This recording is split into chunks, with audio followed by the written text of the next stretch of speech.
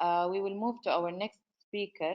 Dr. Reem is the consultant transplant infectious disease, director of the Infectious Disease Fellowship Training Program, and chairperson of Research Promotion Committee, chairperson of Antimicrobial Utilization Evaluation Subcommittee in King Faisal Specialist Hospital and Research Center in Riyadh. Dr. Reem? Yes, Assalamu alaikum. Alaikum assalam. The platform is yours, Doctora. We will postpone the questions to the end if you don't mind. Please, yes, sure. Thank you. So, Assalamu alaikum wa rahmatullah, everyone. Sorry, I know you did not have time for break, but I'm hoping that we could probably finish earlier. So if you have any questions or if you want to leave early, then hopefully we can do that. So let's start with the first question. So antibiotic treatment is often indicated for persons with deeply penetrating animal bites. Which one of the following is not an option for treatment?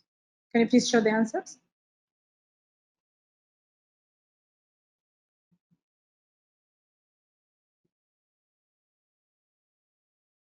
Okay, so the responses mostly was ciprofloxacin, which is the correct answer. Yeah, can you look it, please? And let's go to the next slide.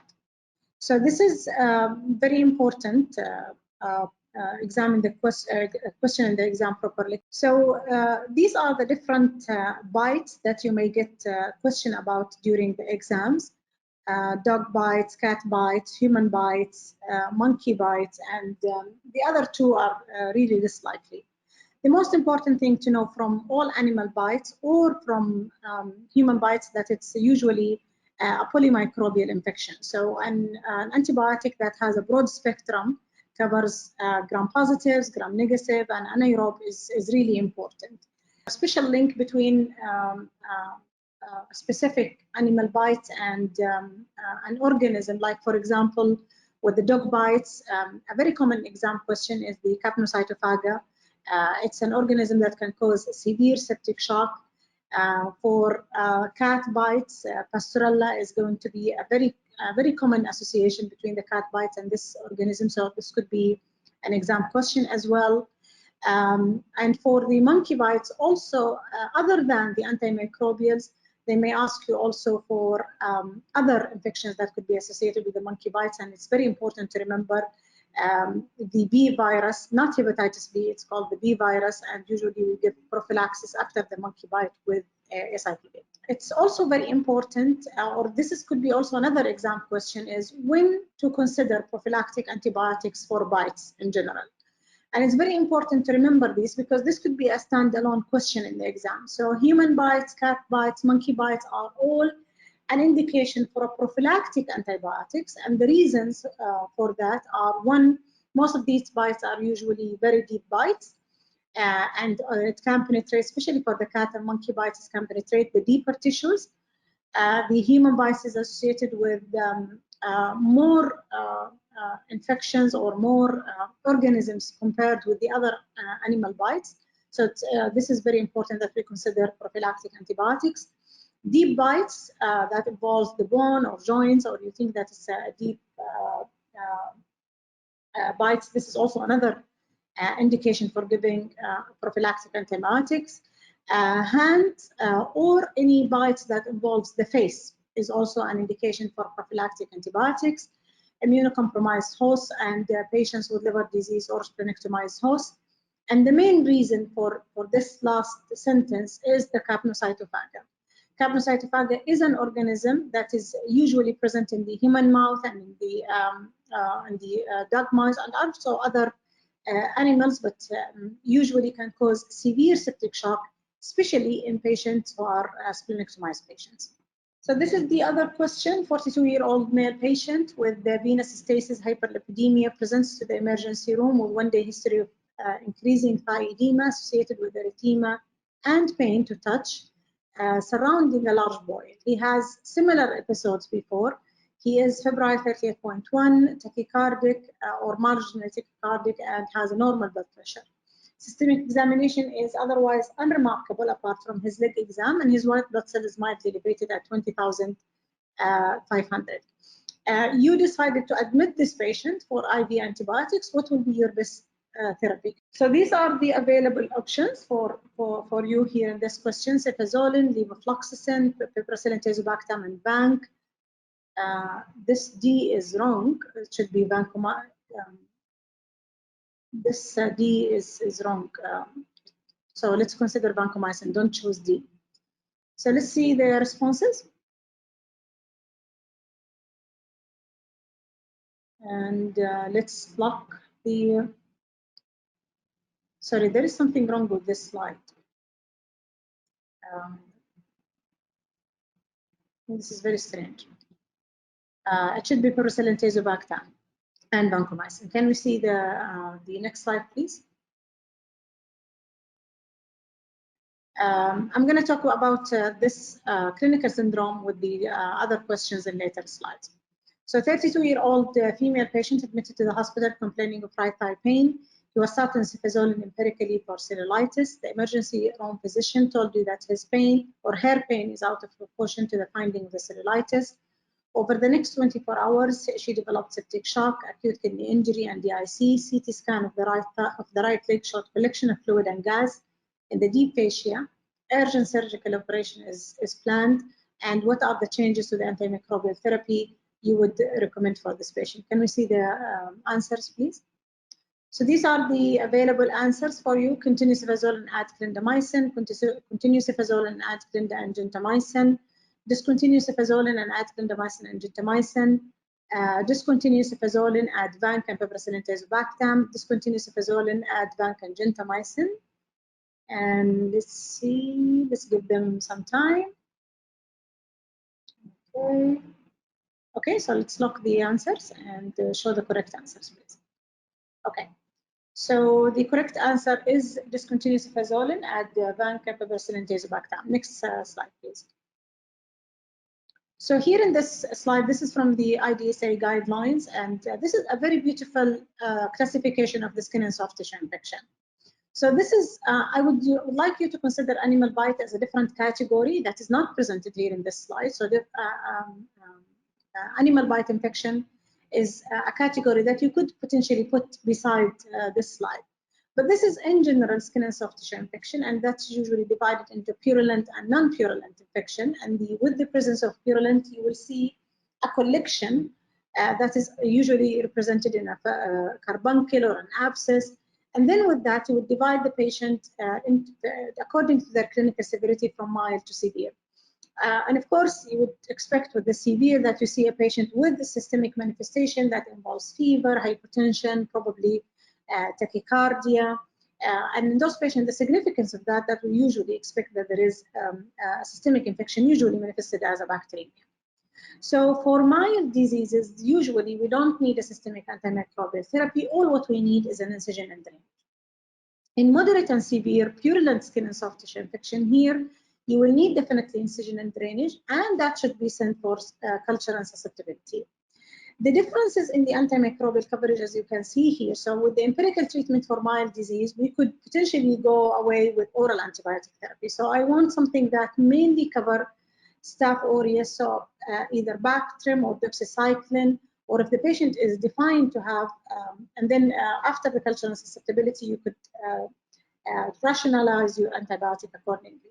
For severe infection, you have really to remember that this patient will need a systemic antimicrobial therapy in the form of an IV therapy. And the main reason for that, as I mentioned, is we are always concerned that this patient may have bacteremia. And thus, most of the or all the choices that you can see here are usually an IV choices. And then once you have the cultural susceptibility, you can change the antimicrobials accordingly. For non-purulent infection, and this is usually the what starts with erysipelas as a more superficial disease into a more deeper and more severe disease, which is the necrotizing fasciitis.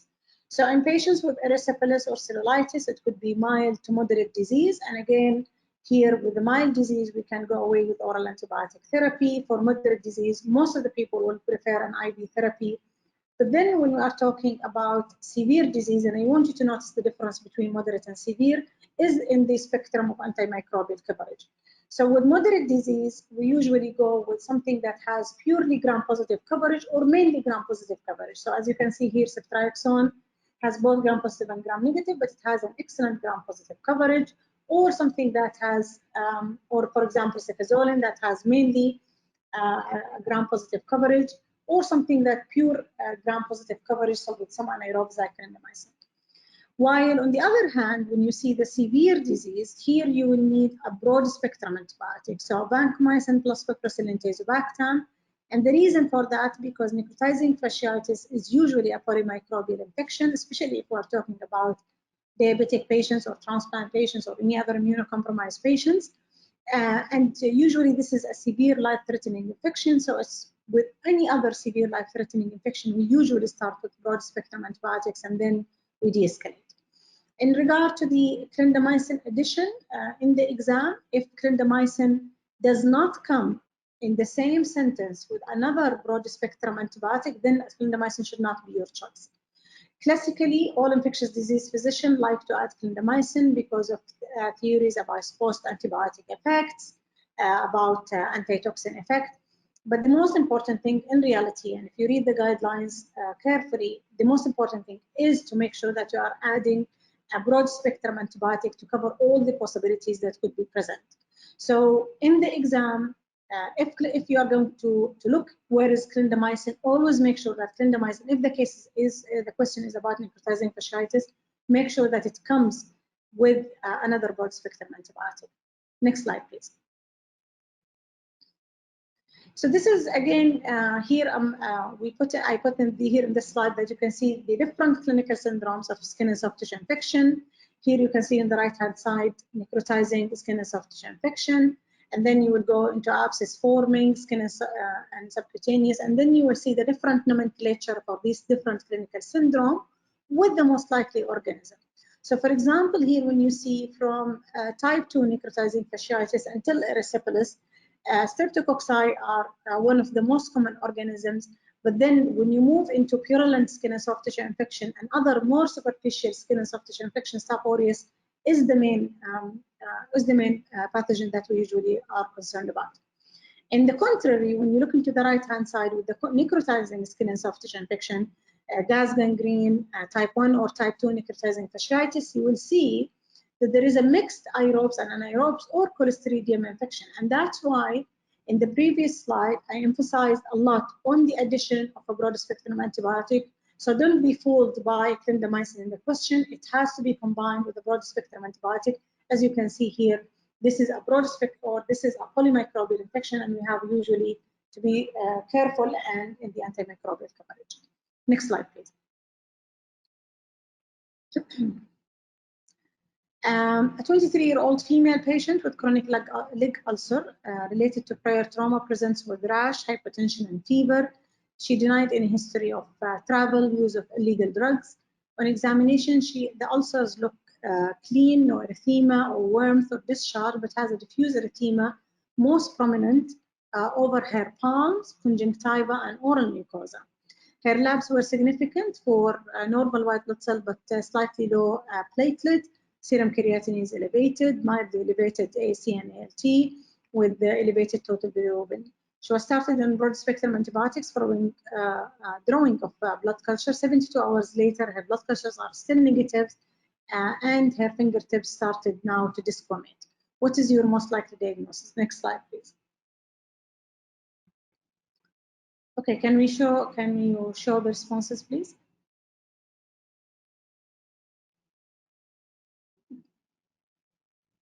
Okay, so it seems that everybody is very convinced that this is staphylococcal toxic shock syndrome. Okay, some people think that this is typhoid fever. Anybody thinks that this could be culture negative infective endocarditis? Okay, you can lock the answers, please, and show the correct answer. So as you predicted, or as the majority of you predicted, this is staphylococcal toxic shock syndrome. Can we see the next slide, please? And this is a very important and probably a very common exam question about the different toxic shock syndromes. And I think if the exam wants to make this difficult, it will be the differentiation between streptococcal and staphylococcal toxic shock syndrome. And it's very important to know that with staphylococcal toxic shock syndrome, the cultures are usually positive. So the culture should be positive or classically. So if it comes in the exam, I would think they would go with the classical presentation of streptococcal toxic shock syndrome.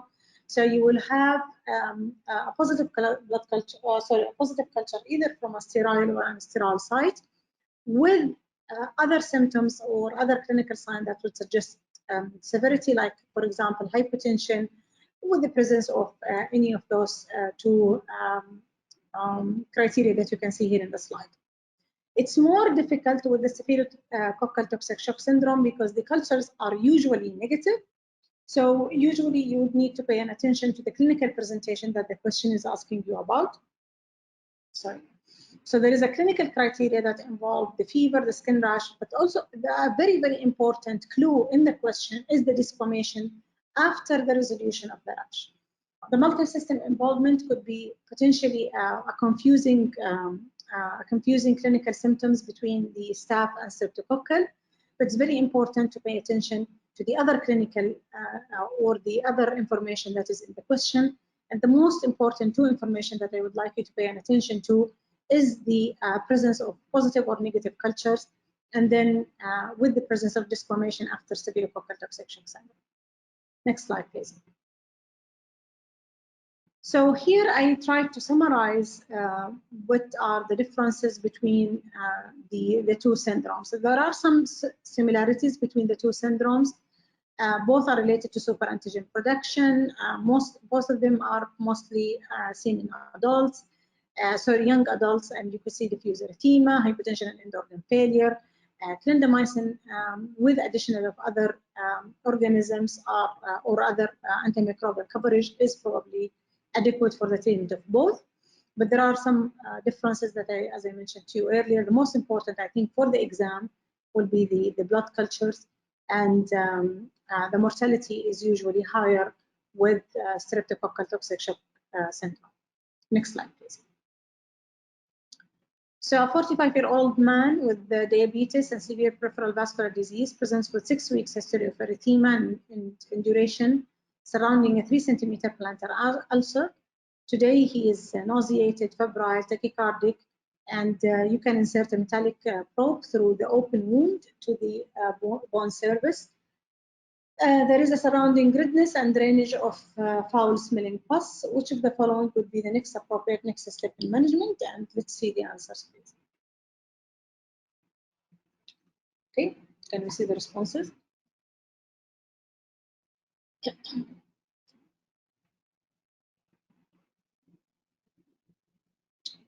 So 100% want to do bone scan, now changed.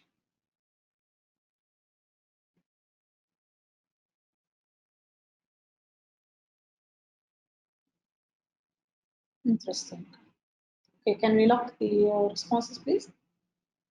And show the right answer.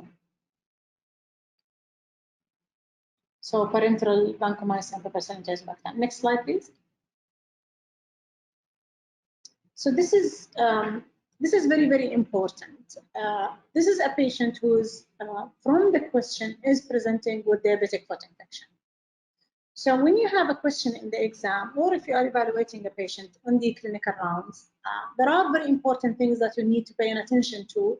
Is what is so now you are seeing a patient with an ulcer. So this could be an uninfected ulcer that just needs a local care, need a podiatrist, need the good diabetic control, but very, very important that we rule out infection. So the question here is asking about diabetic foot. So this is an infected wound. So in the infected, at least 2 of the following features, and this is the most recent guidelines on the investigation and management of diabetic foot infection. So there should be a local swelling or induration, erythema, tenderness of pain, increasing warmth, purulent discharge. So in other words, there should be signs and symptoms of skin and soft tissue infection. But then you will need to classify that, and this is especially important for the exam. I mean, it's very important also clinically. I don't want to deny that, but since you are preparing for the exam, so this is very important for the exam. So you really need to tease out from the question, what is the severity of the infection? Is it a mild infection, moderate infection, severe infection?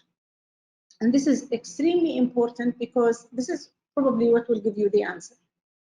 So mild infection, there is no systemic manifestation. And the ulcer or the erythema around the ulcer does not extend more than 2 centimeters. If we are beyond 2 centimeters, then this is by any means not a mild infection, though this is now a moderate infection. So now we have moved into the severity from mild to moderate. Only if if it is only an increase in the erythema. So increase in the erythema more than 2 centimeters around the ulcer, even in the absence of systemic symptom, makes this infection a moderate infection. With the presence of systemic infection, regardless of the induration or the erythema around the ulcer, then this is a severe infection. And this is extremely important in the exam to try and tease out from the question, because this is what will give you the answer. Because as you would expect, patients with a more severe infection, and this is a diabetic foot, so there is a chance that this could be a polymicrobial infection, there is a chance for anaerobes, there is a chance for Pseudomonas. So it's very important that I add a broad spectrum antibiotic. Next slide, please. So once you define what is your severity of the infection, so here I divided it for you as mild, moderate, or severe. And let's start with the severe on the right-hand side.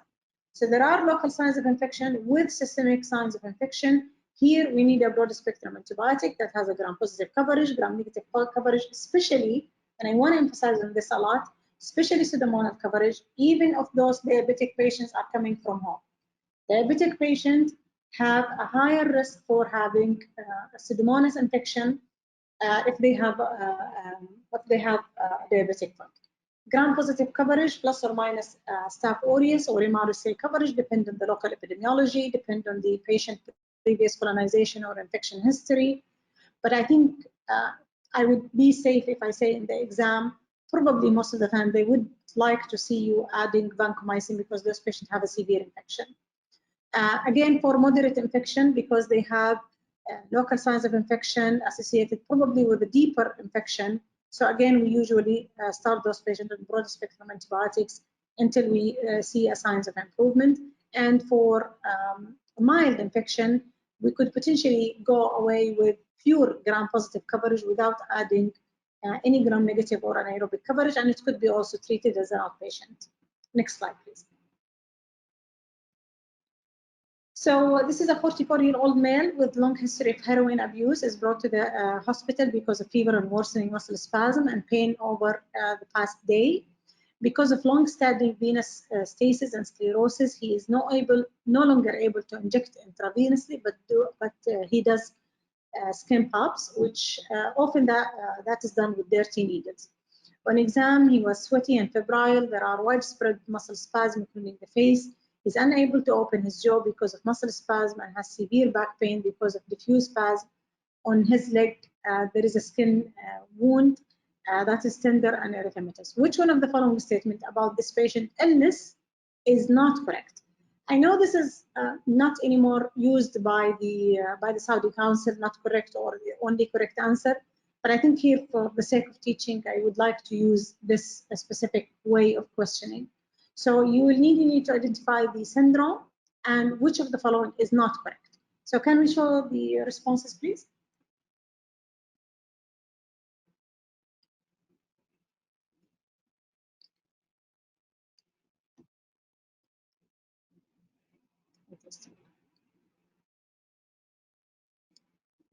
Okay, can we lock the answers? Okay, let's see the correct answer. Permanent muscle dysfunction is likely after recovery. Permanent muscle dysfunction is likely after recovery. So those patients, I think there is something wrong here in this. Just a second, please. Let me check my slides.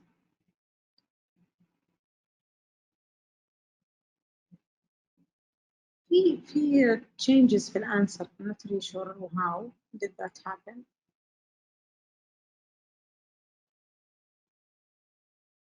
Doctora, you mean the answer shown is not the correct one? في changes في الانسر that I'm not. Just a second, I'll open my presentation just to make sure. No.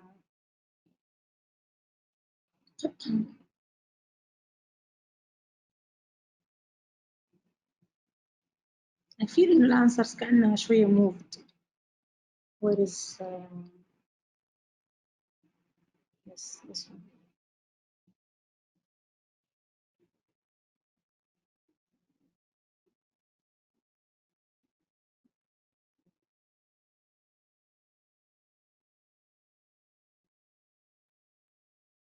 No, it's correct. Sorry. Can you show the answers again?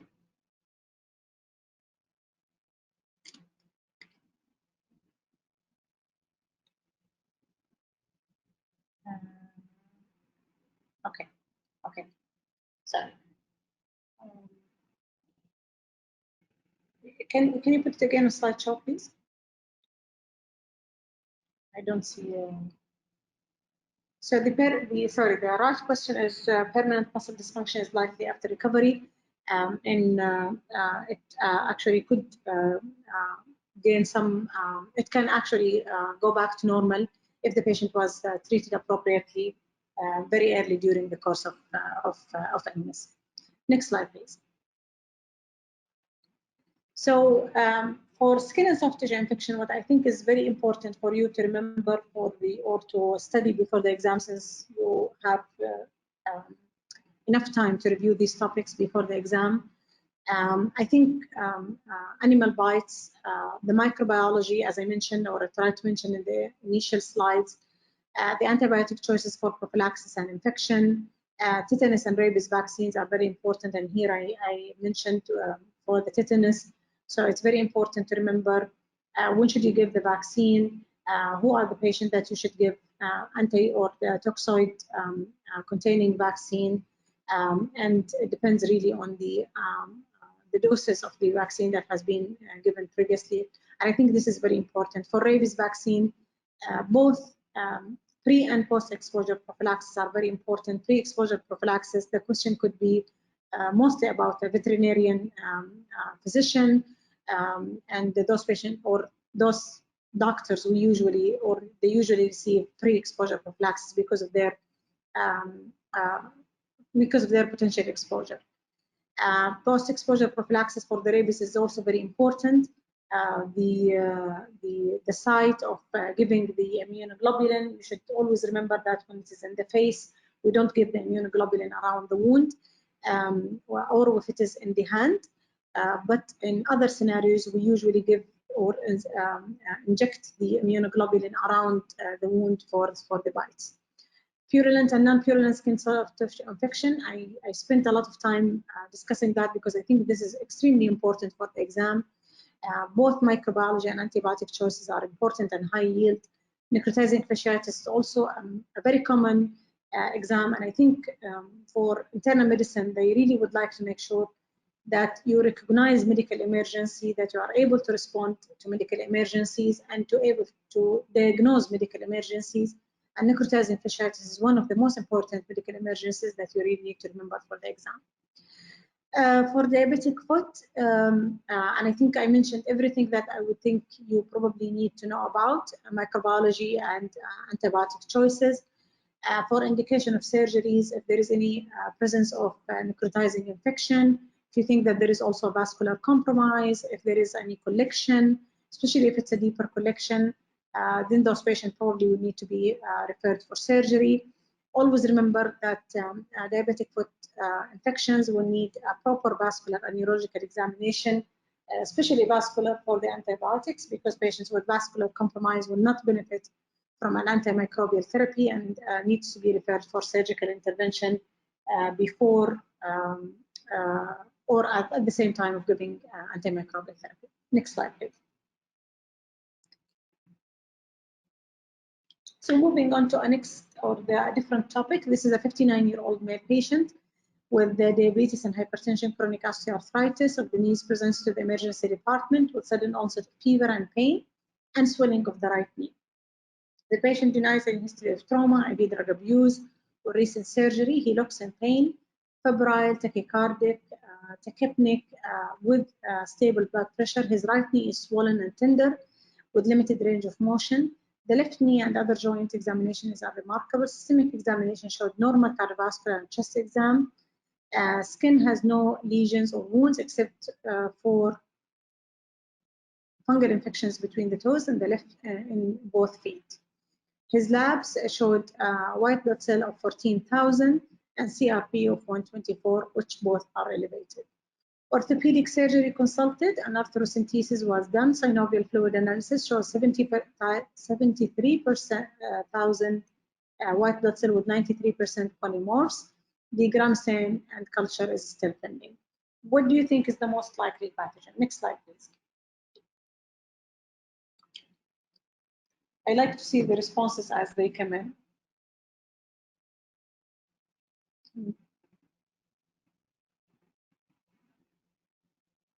Is this the final answer?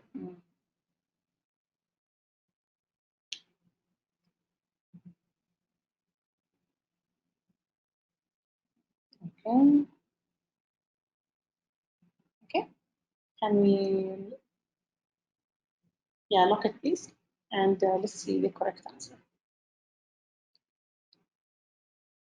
Staph aureus. So this is a patient. I think I will have a lot to talk about the infections, but here I just wanted, before we move from the slide, don't forget that this is a patient who's coming with a swollen knee and the synovial fluid analysis is very, very suggestive of septic arthritis. The most common and the most serious pathogen is Staph aureus. When there is a history of recent surgery, especially if it's a recent total hip or total knee replacement, and now the patient is coming with some pain, mild elevation of the inflammatory cells or inflammatory markers, synovial fluid analysis is consistent with septic arthritis, but not that sky high, then you probably need to consider or think of coagulase negative staph. But a patient coming from the community with what looks like septic arthritis, Staph aureus should always come at the top of the differential diagnosis. Next slide, please. So when you think of septic arthritis, what could potentially happen in the exam that they would give you a septic arthritis in the context of another clinical syndrome. So patients with rheumatoid arthritis, Staph aureus will still be the most common organism. If we're talking about patients with IV drug abuse, then you probably need to consider Pseudomonas aeruginosa. But again, Staph aureus is one of the commonest, if not the commonest pathogen. And the reason for Pseudomonas is because the IV drug abusers usually either lick their needles or they use water to during the injections. And we know that Pseudomonas usually can live in water. Patients with diabetes and malignancy could also have Staph aureus, but a very, very important pathogen is group B strep or Streptococcus agalactiae. This is a very, very important pathogen that you will need to remember, especially for diabetic patients. And I would think in the exam, if they want to bring group B strep in the clinical context of a diabetic patient, it will probably be a skin and soft tissue infection rather than a septic arthritis. Immunocompromised, you will probably see a broader spectrum, or you will see a broader choices of pathogen that could happen. But I want to draw your attention that in all these clinical syndromes, Staph aureus is the most common pathogen and usually comes first. So if a patient coming from the community with Staph aureus, or with septic arthritis in the exam, then I don't want you to think whether this is Staph aureus or not. I want you to look in the exam for clues that tells you that this is not Staph aureus. So for example, they will tell you the gram stain showed gram-negative rods, or a patient was given vancomycin or given Bactrim and they did not respond. So try and look in the question for a clue or something that will tell you that this is not Staph aureus. But most of the time, and I think to be fair, if they want to test you on that, it should be Staph aureus, because this is what I would expect an internist to know, is to know that the most common organism for cystic arthritis should be Staph aureus. Next slide, please. The question. See, I feel that there are something in the slides. هنا الquestions مثلا مو موجود.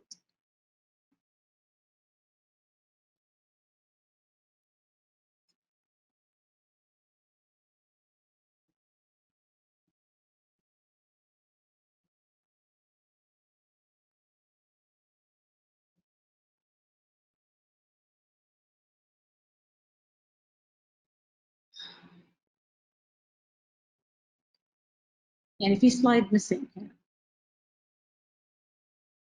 Where is the slides? Doctora, is it shown in your original Yeah, I'm looking at my original presentation and it's there. It seems إنه في مشكلة في, but it's fine. I will, put slide 27, please. So that was a question about vertebral osteomyelitis. With vertebral osteomyelitis, usually the lumbar spine is the most common site. And usually the presentation and the exam is for patients who are presenting, and I'm sure you know that back pain is a very common presenting symptoms to the medical clinics. Most of the time, we really don't do anything about the back pain because it's a very common manifestation, and usually that is multifactorial. But there are certain things in the patient presentation that should make you think that probably I will need to do an imaging, or probably I will need to do something extra.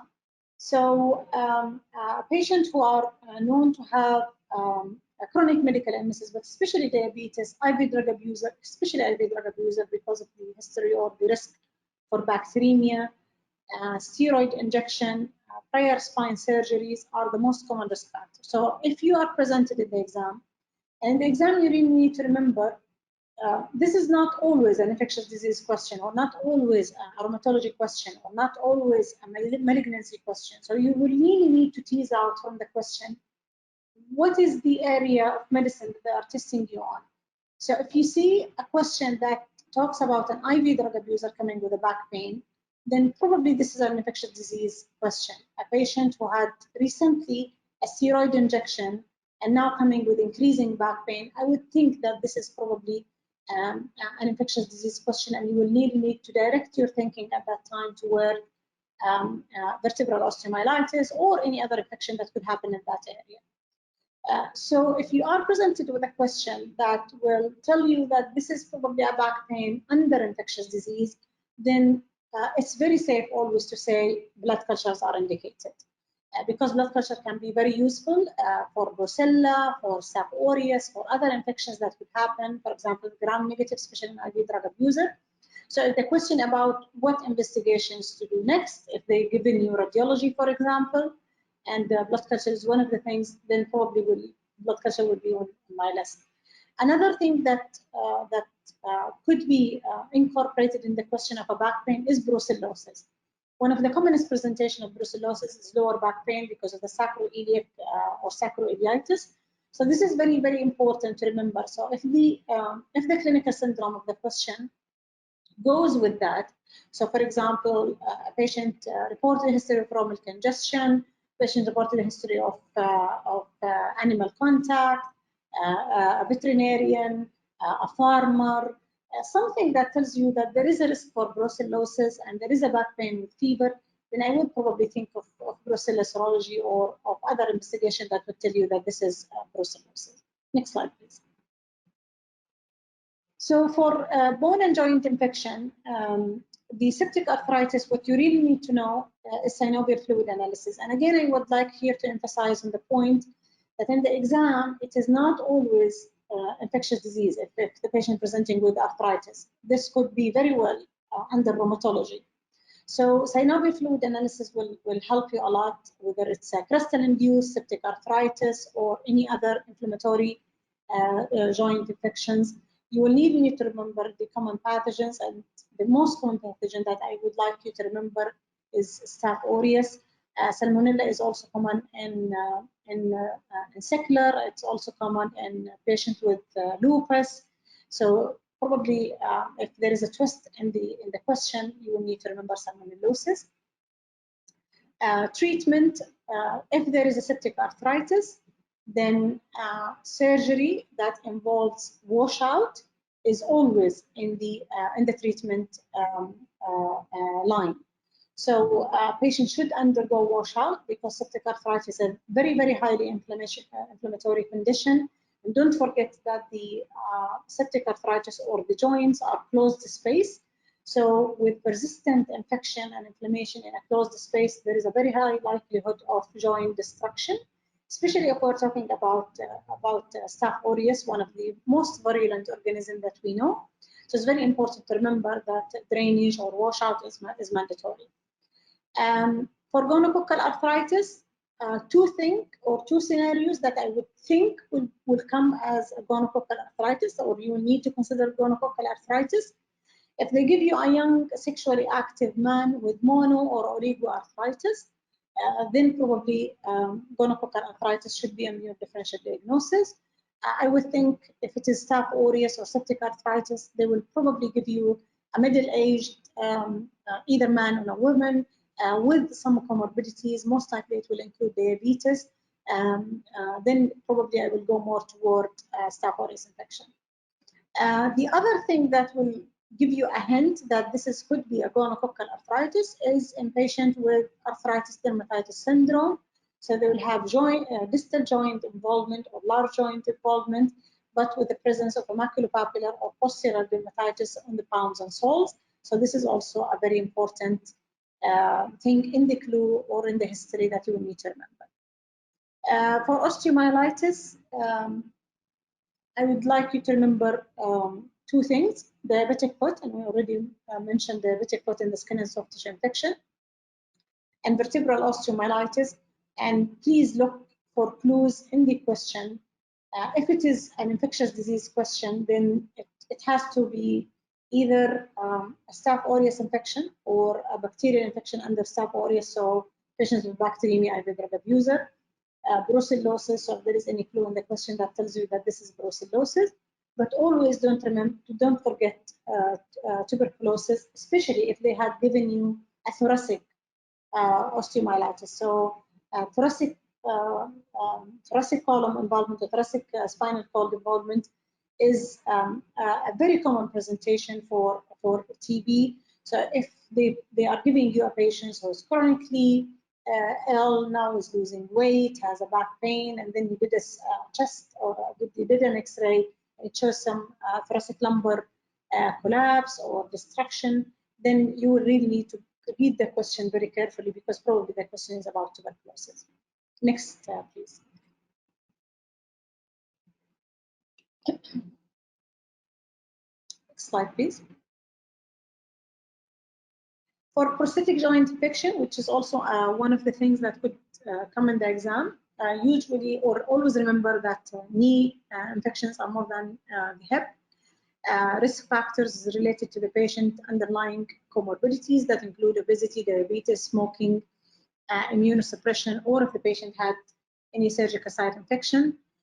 Still, gram-positive organisms will be the most common pathogen, and here this is the scenario where I'm going to consider coagulase negative staph. Arthrocentesis is the gold standard for diagnosis, even if it's a prosthetic joint infection. And if it's less than 3 months from the joint placement, then debridement antibiotic with potentially implant retention followed by suppressive therapy can be the solution. If we're talking about late infection, more than 3 months, then probably you are looking for two-stage exchange, which will require removing the implant, giving antimicrobial therapy, and then putting the new implant. The total duration is for the two-stage is 6 weeks. There is a recent publication in the New England Journal of Medicine talking about 3 months, but I don't think you will be examined for the 3 months because this is a new publication that still did not change the guidelines. So for the two-stage, it's 6 weeks of systemic antimicrobial therapy until the second stage of exchange. Next slide, please.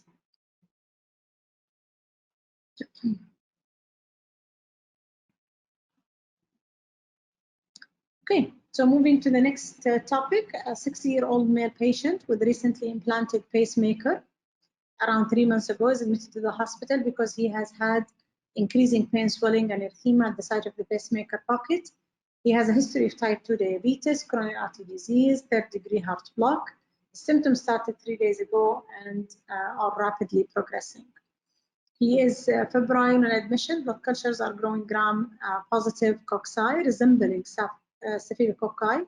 At 24 hours, his TE is negative for any evidence of endocarditis. What will be your most appropriate management for this patient? Next slide, please.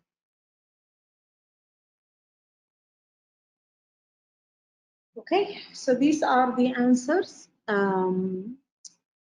Start IV vancomycin and delay device explantation until subsequent blood cultures are negative. Start IV vancomycin and immediately proceed for device explantation. Remove the device is not necessary if there is no pocket infection. You can treat with vanc and rifampin. Give cefazole and proceed with device removal as soon as possible, or give daptomycin and rifampicin. Okay, can you please lock it? And see the correct answer. So start IV vancomycin and immediately proceed for the device explantation. Next slide, please. So here, this is for the devices, cardiac devices infection, whether it's pocket infection or systemic infection, and we'll take it step by step. So if you are suspecting a device infection, a cardiac device infection, whether it's a pocket or a systemic infection, blood culture is always mandatory. So if the question is, should you ask or should you send for a blood culture or not, then the answer is always yes. Infectious disease consultations is usually indicated, and the reason is for optimization of antimicrobial therapy. So after we send the blood culture, then we can divide the patient with presenting with a cardiac device infection into those with proven systemic infection, which is positive blood culture, or patients with negative blood culture. So let's go with the negative blood culture on the right-hand side. So even in the presence of a negative infection, negative blood culture, and this is very important because it can be a problem in the exam and can be a problem in the real life. So even in the presence of a negative blood culture, TE is still indicated. And the reason is because you could still see a vegetation over the leads leading to the heart. You could see valve vegetation in the presence of a negative blood culture. So it's very important that we proceed for a TE. If the TE is negative, then we know that there is no infective endocarditis, no systemic infection. So now we want to see if this is a pocket infection or just an erosion around the site of the cardiac device. So if there is only an erosion, then there is nothing really to be done, and we could do just observation. If there is definitely a pocket infection, then the cardiac device has to be removed. No question about it. Because pocket infection can potentially lead into lead vegetation or valve vegetation or a systemic infection. So cardiac device has to be removed, give antibiotics for 2 weeks, and then reimplant the cardiac device. The problem is, or the situation is a bit more complicated if we move to the left-hand side with the positive blood culture. or if you think that the patient has a negative blood culture because you had given them antibiotics and that affected your utility for the blood culture, or if the patient has a positive transesophageal echo. So in this situation, you will know, of course, transesophageal echo is always indicated. So now you will divide the patient into bulb vegetation, lead vegetation, or a negative TE. If there is a vegetation for sure, then you are talking about infective endocarditis. So the minimum duration should be 2 to 4 weeks if it is only a lead vegetation and you've removed the lead. If you did not remove the lead, then we would usually go with 4 weeks to 6 weeks of antimicrobial therapy. If it is a bulb vegetation, then this is by definition is infective endocarditis. You need to treat those patients from 4 to 6 weeks. And once the blood culture is cleared, so you really need here to wait for the blood culture clearance, you could potentially reimplant the device.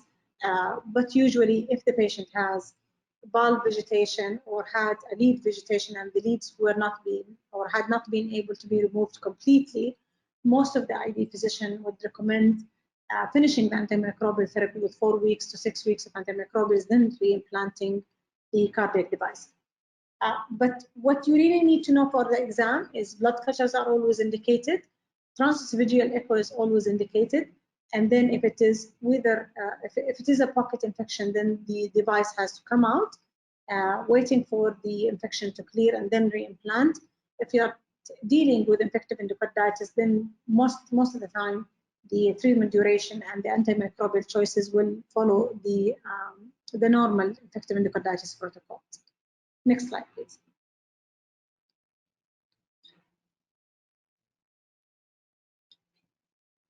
Okay.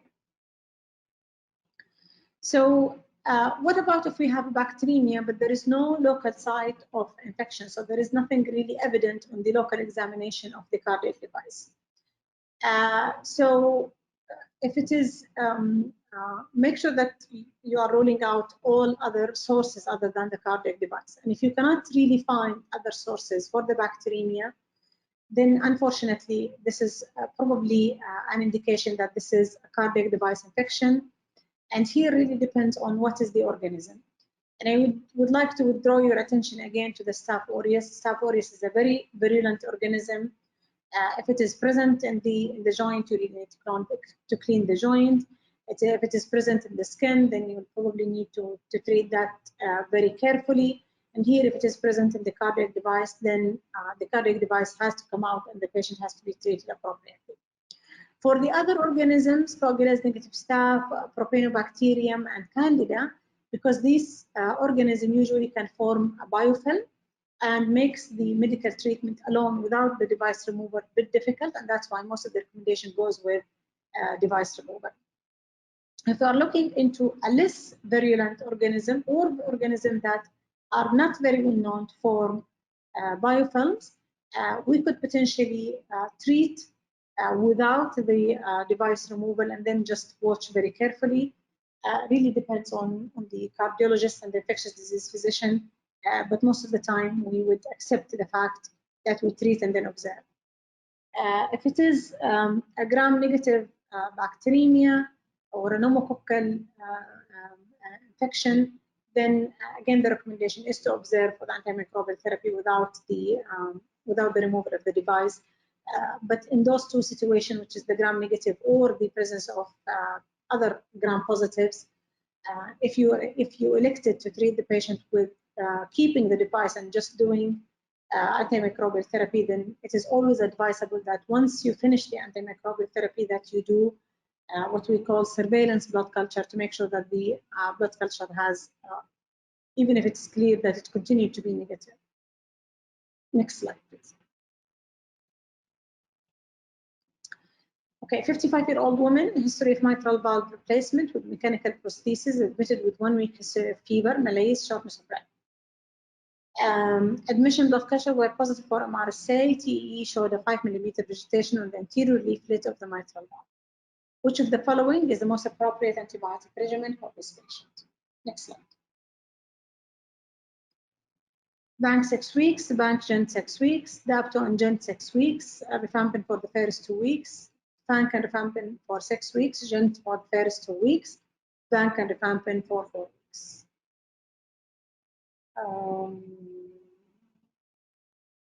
Okay. Okay, can we look at the answers? Okay, yes, please. So this is a prosthetic joint valve endocarditis. And with prosthetic joint valve endocarditis, rifampicin is usually indicated. And I want you to remember that this patient had grown, if I remember correctly, she did grow MRSA. So we know that this is an antibiotic, or this is an organism that needs to be treated with Vanc or any other antibiotic that has an activity against MRSA. So Vanc and rifampin for 6 weeks, this is the guidelines. And then I think the answer should come out in the duration of the gentamicin. The most recent, both American and European guidelines for the treatment of infective endocarditis recommended the aminoglycoside to be used only for the first 2 weeks, because the extension of gentamicin beyond the first 2 weeks did not show any morbidity or mortality benefits, and it just increased the risk for renal failure. Next slide, please. So you're consulted on a 72-year-old male patient with enterococcal endocarditis involving a bicuspid aortic valve. There is a mild aortic regurgitation with no heart failure. The enterococcus is sensitive to ampicillin and gentamicin. He was started on both. On day 5 of his treatment, his creatinine increased from 90 to 130. What will be the best course of action? Next slide. Continue and reduce the dose of gentamicin, continue ampicillin along step gentamicin, stop ampicillin and gentamicin and start dapto, stop gent, continue ampicillin and ceftriaxone, stop gent and ampicillin and start vancomycin, and let's see please the answers.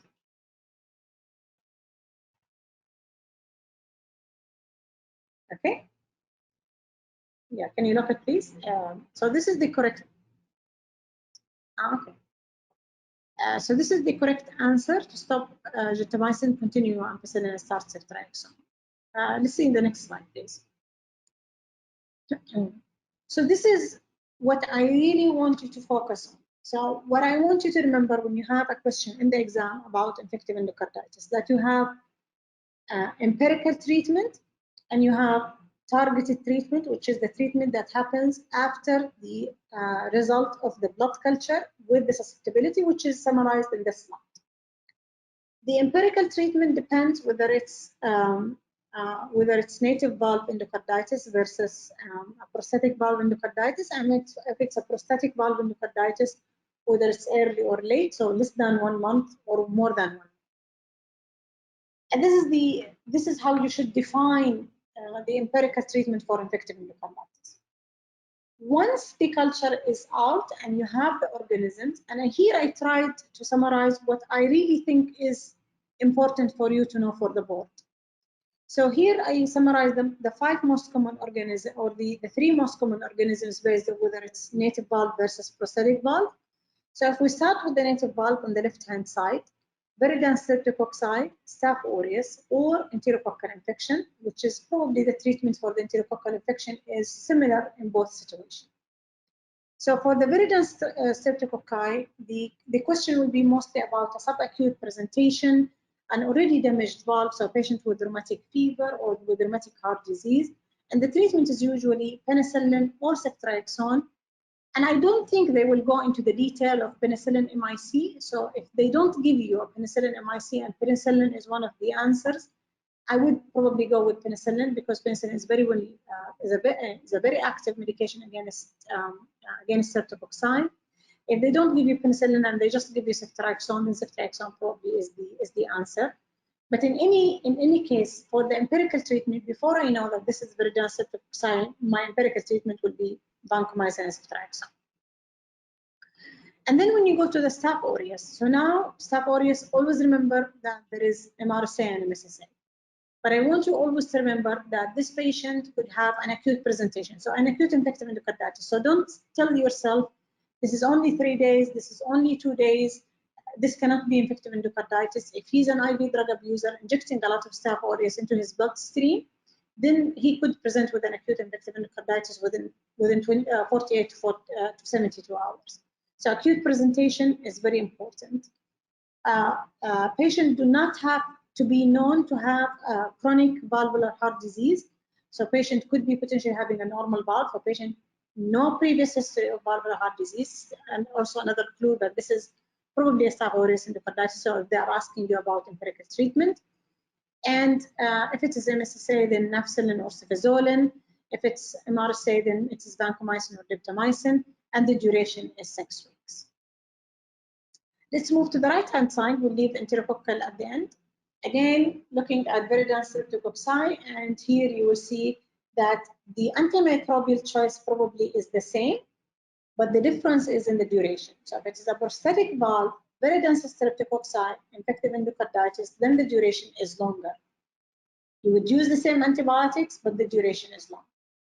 If we are talking about staph infective endocarditis, then we have a change in the antimicrobial choices, not in the duration. We will still treat for 6 weeks, but the choices are different. So we will use, of course, we'll use nafcillin or cefazolin, vancomycin, or daptomycin for NSSA or MRSA, but then here we are adding rifampicin for the total duration of the 6 weeks and gentamicin for 2 weeks only. So with Viridans, the same antimicrobial, the duration has changed. With staph, the duration is the same, but the antimicrobials have changed. And then when you go to the enterococcal endocarditis, usually the treatment, or not usually, always the treatment is a combination therapy. So it is either ampicillin or vancomycin in addition to the gentamicin. And unfortunately, the gentamicin here is 4 to 6 weeks. Or ampicillin plus ceftriaxone, again 4 to 6 weeks. We usually say 4 weeks for native valve, 6 weeks for prosthetic valve. But in all honesty, most of the infectious disease physician will treat enterococcal endocarditis for 6 weeks regardless. So if a patient has any complication related to the gentamicin, then you could switch those patients to ceftriaxone. Most of the infectious disease physician will still go with ampicillin, gentamicin, or vancomycin, gentamicin, and then switch if there is any complication because of the longer track record of this combination compared with the newer combination. Next slide, please.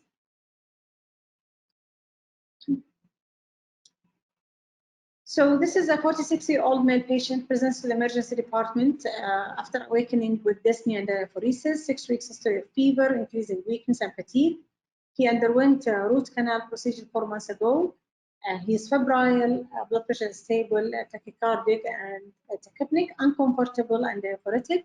No skin rash, CNS examination apparently or grossly intact. No neck stiffness or meningeal signs. He has a diastolic murmur and has coarse inspiratory crackles bilaterally. His spleen is not palpable. Chest X-ray showed pulmonary congestion, and his echo showed a 9 millimeter mobile density on the aortic valve with severe aortic regurgitation. The MRI of his head showed a small area of infarction. The blood culture were performed, and the empirical antibiotic therapy has been already initiated. He required non-invasive pressure or non-invasive ventilation because of his respiratory distress. Which of the following is the most important indication for emergency valve surgery in this patient? And before we move to the answer, I want you to really look carefully into the question. The question is not asking you about what are the indications of surgery in infective endocarditis. The question is asking you, among the indication of infective endocarditis, of surgery in infective endocarditis, which one among them is the most important indication in this particular patient for emergency, not any valve surgery, emergency valve surgery? The answers, please.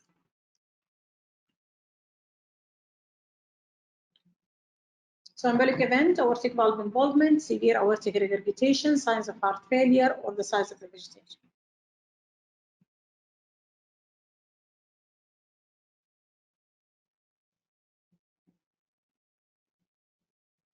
Okay, let's look the answers.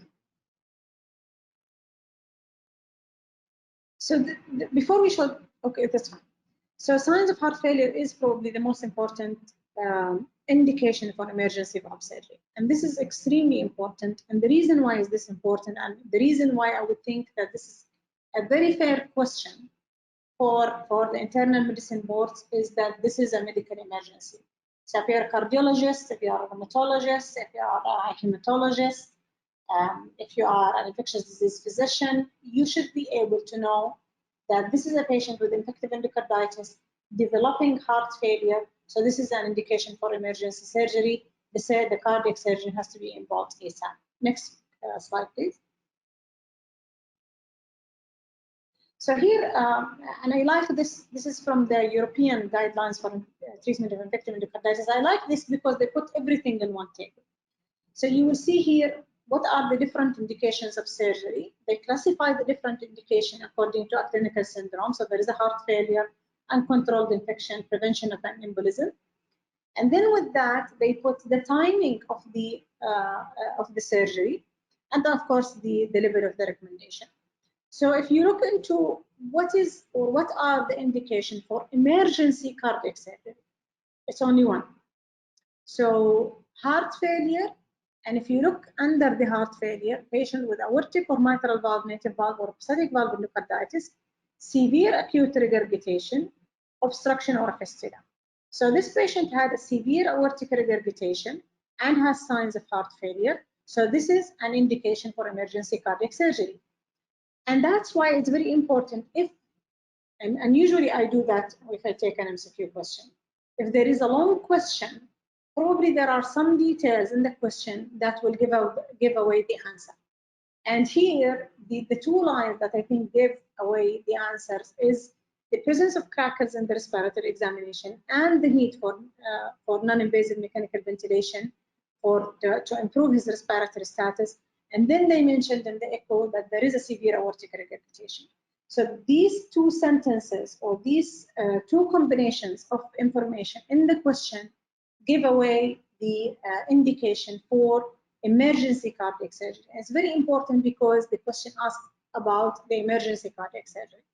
But then you will see that there are many other indications for urgent cardiac surgery. And the difference is emergency cardiac surgery means within 24 to 48 hours. Urgent cardiac surgery is within 2 weeks of the infection. So you can see that there is a quite long duration between 48 hours and 2 weeks. And that's why it's very important to look into the difference. So later on, when you review this topic again, divide it the way you want to remember it. So if you want to divide it according to the timing, if you want to divide it according to the clinical syndrome, as it is mentioned here, you want to remember it by something else, echo, microbiology, and clinical, do whatever you want. The most important thing for me, that this is a fair question for the exam, and I would expect an internist to know when to call, at least to call the experts, either infectious disease physicians or cardiac surgeon or cardiologist for patients with infective endocarditis. Next slide, please.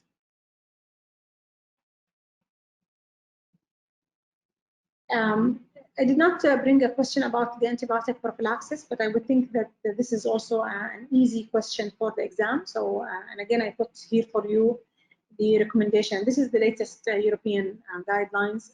Similar, the American guidelines are the same. So this is the most recent indication for prophylaxis for infective endocarditis. Next slide, please. And again, this is the procedure at highest risk for infective endocarditis with the classes of indication. So it's very important that you look into this later when you read the topic. Next slide, please. And this is the choices of the antimicrobial therapy for prophylaxis. Next slide, please. A 38-year-old male patient presents to the emergency room with TIA characterized by facial droop and left arm weakness lasting 20 minutes and left quadrant pain. He reports intermittent subjective fever, diaphoresis, and chills for the past 2 weeks. No history of recent travel, lives with his family in their farm in Taif. He has taken no recent antibiotics. Physical examination revealed slightly distressed gentleman. He has a fever, no tachypnea or tachycardia, blood pressure is stable. Cardiac examination, he has an early diastolic murmur over the left intercostal space. Spleen is tender and 2 centimeters below the costal margin. He has a painful red nodule on his tips of the third finger. White blood cell 14,000, 5% band, 93% polymorph. Blood cultures were drawn, followed by vancomycin as an empirical therapy. The blood cultures remained negative after 5 days. The transthoracic echo showed a 1 centimeter mobile vegetation over the aortic valve. Next slide. The question is asking about what do you think is the causative organism?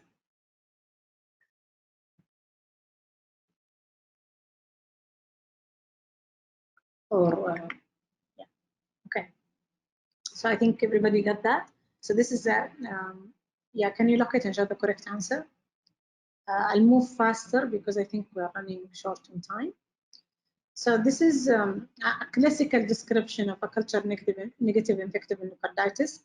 A patient who has clear risk factors, so he owns a farm. No recent antibiotics because the most common cause for culture negative infective endocarditis is recent antimicrobial use.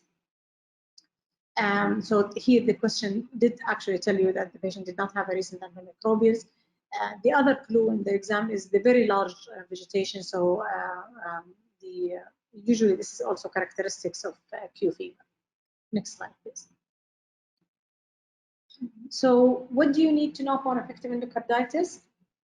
The prophylaxis, so the conditions that require prophylaxis, the procedures that require prophylaxis, and the agents that can be used for prophylaxis, and for patients who are allergic to penicillin, what should you use for prophylaxis?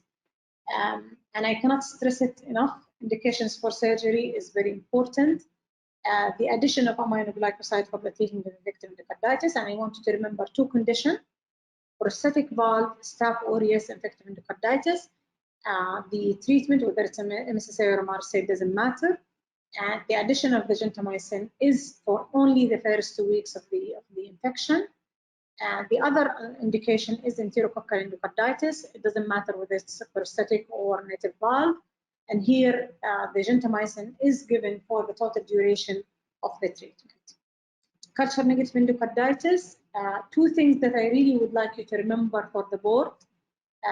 Brucella is not anymore a culture negative infective endocarditis. Brucella now can grow in any regular culture within 5 days. So usually it is not, I wouldn't think in the exam, I cannot really predict what they do, but I don't think Brucella will be. That can keep an open mind. I think the 2 most common pathogens that could potentially come in the exam is Q fever and Bartonella.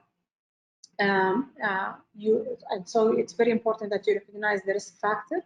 So the risk factor similar to brucellosis for the Q fever, and Bartonella is usually seen in homeless people. Cardiac device infection indication for device removal, and I think the slides that I put here summarize the condition, and I don't think you really need to know more about cardiac device infection other than what I mentioned to you here in the slide. Next slide, please. So moving to a different topic, a 62-year-old male patient, diabetes and hypertension, presents with unstable angina. On his 3rd day of admission, he started to develop fever and shortness of breath. His temperature is 38.6, blood pressure 120/70, pulse 104. He appears uncomfortable and coughing persistently. Lung examination revealed forced crackles on the right lung base. The heart sounds are normal with no murmur, abdomen is soft and tender, no skin rash, leukocyte count 18,000, chest X-ray showed an infiltration in the right lower lung, which is compared to the chest X-ray taken in admission. Appropriate cultures has been obtained. Which of the following is the best antimicrobial therapy for this patient? Next slide. So the antibiotics are listed here.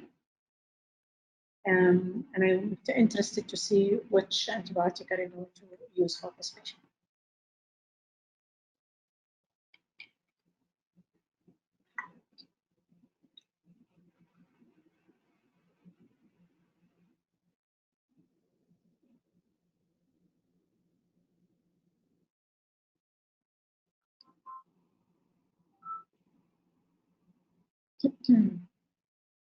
Okay, can we look the answers, please, and show the correct answer?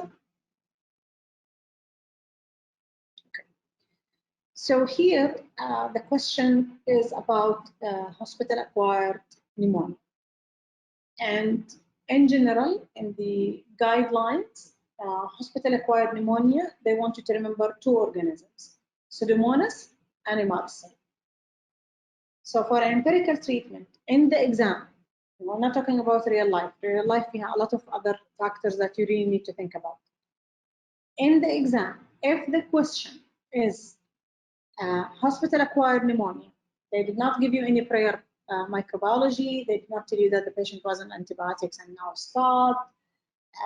They did not tell you, the patient had witnessed aspiration. Then the question about Pseudomonas and MRSA coverage. Then your choice should be an antibiotics that covers MRSA and cover Pseudomonas. This is the first thing that I wanted to mention here. The second thing, if you are treating pneumonia, daptomycin is not an answer. So for treatment of pneumonia, daptomycin should be completely out. This is a very easy exclusion that you can make when you read the question. Daptomycin gets inactivated by the surfactant, and it is not an antibiotic that can treat lower respiratory tract infection. Next slide, please. 45-year-old male patient admitted to the ICU after MBA, taken immediately to the OR for open reduction in thermal fixation. 2 days later, he developed fever and tachycardia with increased oxygen requirement. Respiratory therapist report increased secretion through the ETT. Laboratory investigation are notable for increased white blood cell. Chest X-ray showed right lower lobe opacity. Septic screen sent, and you started him on vancomycin and cefepime for the possibility of VAP. 2 days later, respiratory culture grew Pseudomonas. What would be your next best step? Next slide, please. Stop vanc, continue cefepime 10 days. Stop vanc, continue cefepime, and add another agent for Pseudomonas. Stop vanc and continue cefepime for 7 days. Both stop them and give him inhaled gentamicin, or continue both agents.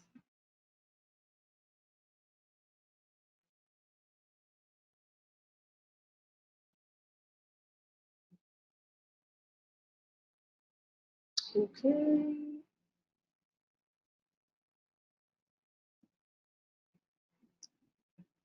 Right. Can we lock the answers and show the correct answer, please?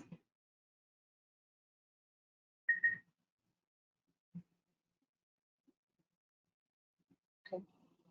Next slide, please. So this is HAP and VAP. So let's now focus on the table on the left-hand side. So what I want you to remember for the treatment of VAP, that there are risk factors. Now we are talking about empirical therapy. So now there are risk factors for multi-drug resistant VAP. So if the patient had a prior antibiotic therapy within the last 90 days, and now you are treating him for VAP, then you will need to consider multi-drug resistant bacteria. A patient who has VAP and now has septic shock, it's very safe from a safety point of view that we consider the possibility of multi-drug resistant and cover for that. ARDS, again, because this is a severe infection causing ARDS. If the patient had been hospitalized for 5 or more days prior to the occurrence of VAP, especially if you are in a hospital that has a very high prevalence of multi-drug resistant bacteria, or a patient who requires renal replacement therapy. So these are risk factors for multi-drug resistant VAP. So if the question is about an empirical treatment for VAP and the patient has one of those, and the question asks you whether you would like to put double gram-negative coverage, I'll probably use double gram-negative coverage. This is the IDSA guidelines. For HAP and VAP, whether you would consider or have a multi-drug resistant,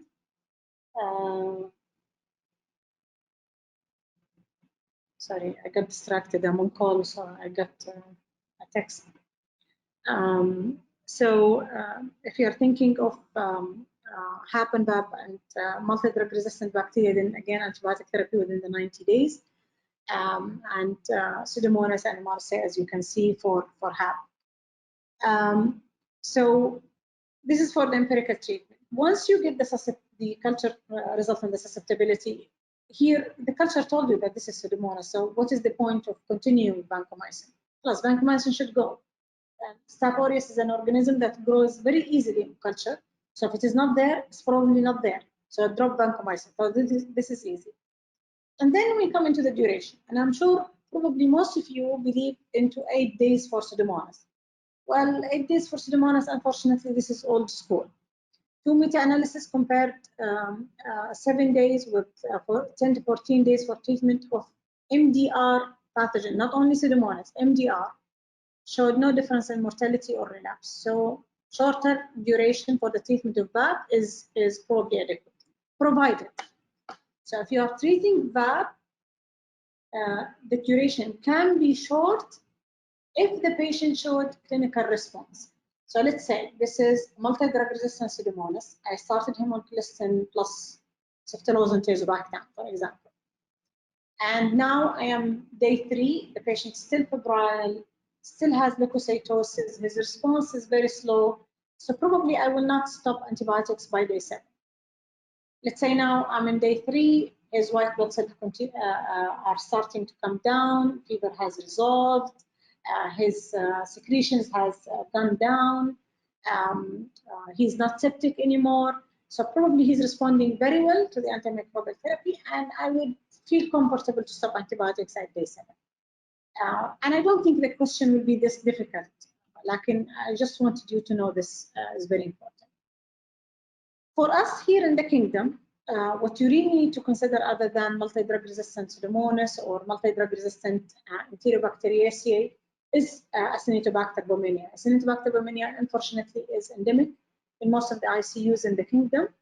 So if the question about the patient, especially if it is a late VAP, more than 4 days, they're asking you or tell you that the patient has a gram stain that shows gram-negative rods, and colistin is one of the antibiotics that is thrown in the answers, then I'll probably go with colistin, because Acinetobacter baumannii is a real problem in our ICUs around the kingdom.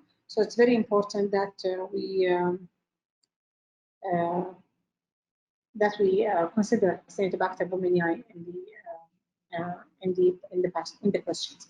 Next, please. 82-year-old male patient with hypertension COPD brought to the emergency department by his family because of fever and 2 days of cough. He's confused. His temperature is 39.4. His tachypnic pulmonary examination showed crackle on the left lung base. Systemic examinations are remarkable. He has leukocytosis. His platelet is 120, polymorph 80, hyponatremia, serum creatinine mildly elevated, and has mildly elevated AST and ALT, and the chest X-ray showed ill-defined infiltrate in the left lower base.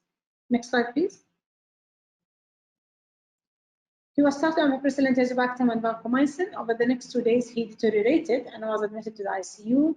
This patient condition is most likely to respond to which of the following? And can we see the answers, please? Ampicillin, levo, linezolid, metronidazole, oseltamivir. Let's start the poll, please.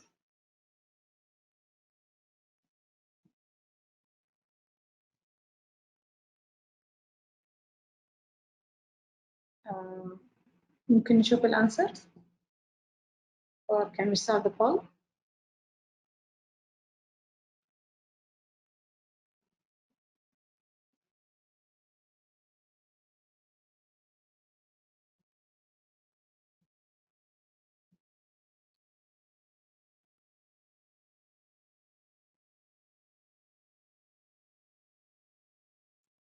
Okay. Can you look it, please? And we'll show the correct answer. I agree with most of the majority. Yes, I'll show the correct answer. The answer is levofloxacin. And there are many clues in the question. Actually, I think it's an easy question that should be picked immediately. أولاً كان في the extra pulmonary manifestation of Legionella disease, hyponatremia, mild elevation of the liver enzymes, did not respond to broad spectrum antibiotics, ill-defined infiltrate in the chest X-ray. So there were many many clues in the question that tells you that this is probably a community-acquired pneumonia. Next slide, please, or a typical pneumonia. Next slide. Okay, so this is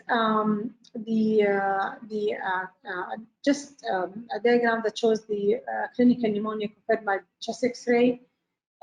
If the patient has no extrapulmonary features, then most likely you are dealing with typical bacterial pneumonia pathogen, strep pneumo, Haemophilus influenza, moraxella, and what have you.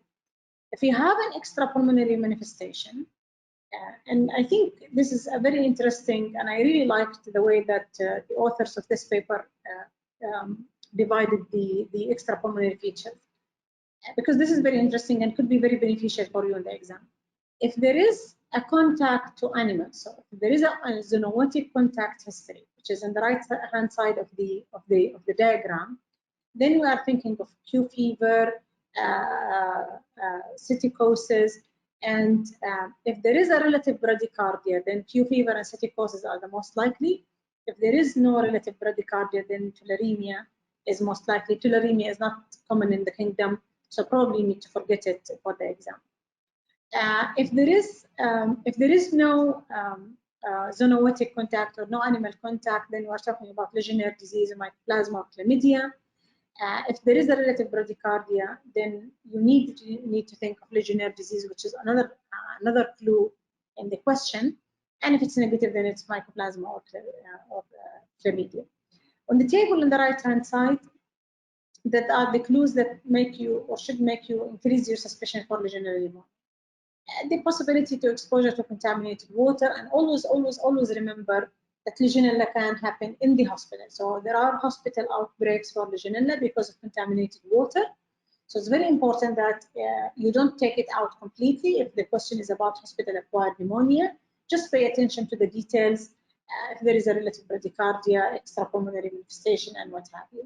And then some of the clinical and laboratory clues that I already mentioned previously. Next slide, please.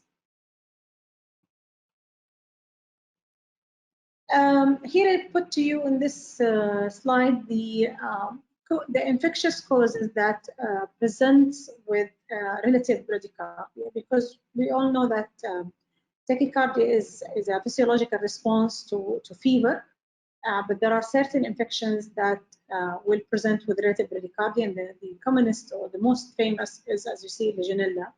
But then there are other infectious disease differential diagnosis, so you really need to look into those.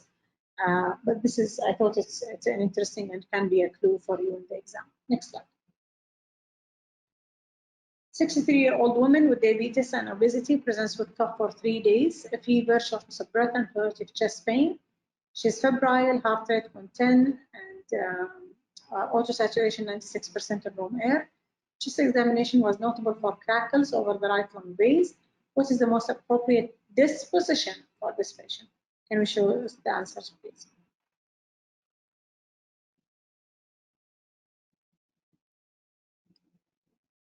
Okay.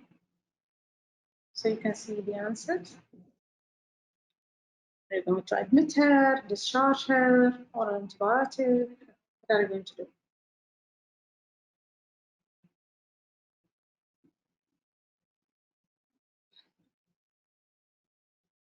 Okay, can we lock the poll?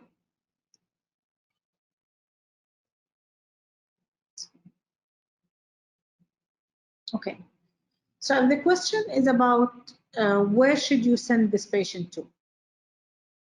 The areas that you need to remember is, am I going to discharge this patient home? Or am I going to admit this patient? And if I'm going to admit this patient, am I going to admit this patient to the floor, or am I going to admit this patient to the ICU? And the good news is, in the exam, it should be very clear. And mathematics, curve 65, more than 2, more than 3, curve 65 is only 1. So it should be very, very clear in the exam with no confusion. So this patient had curve 65 and pneumonia severity index were not high, so this patient can be potentially discharged on oral antibiotic and be followed in the clinic. Next slide, please. So this is the assessing of the severity of the pneumonia. So the CARB 65 is between 0 to 1. Then this patient can be potentially discharged as an outpatient with oral antibiotic therapy.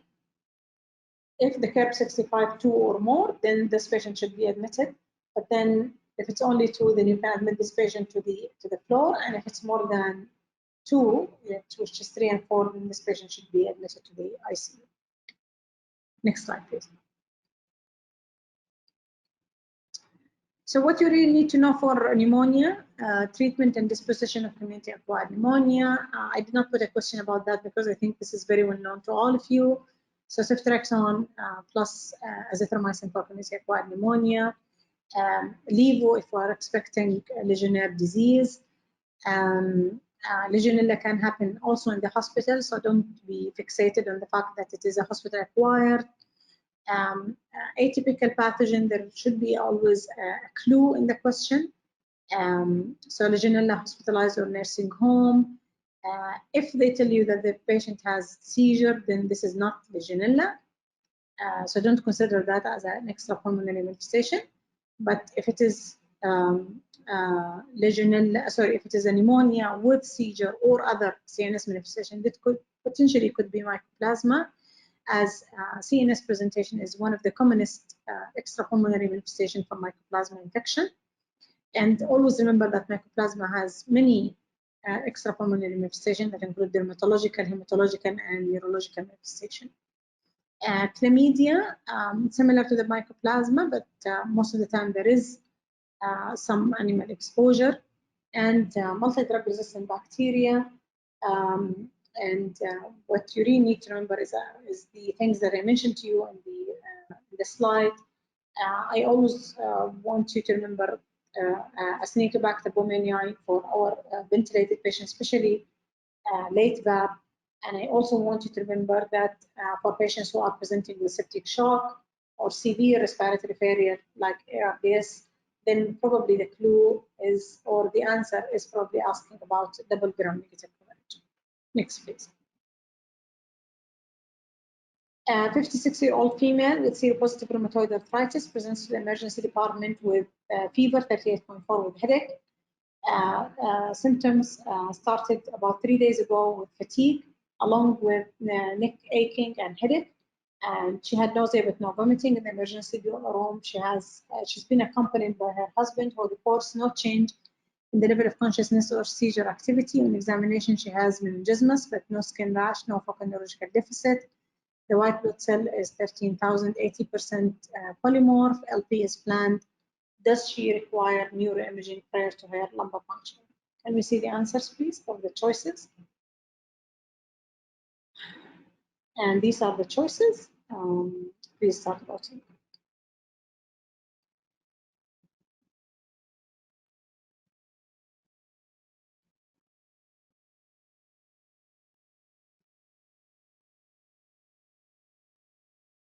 Okay, and we lock the answers.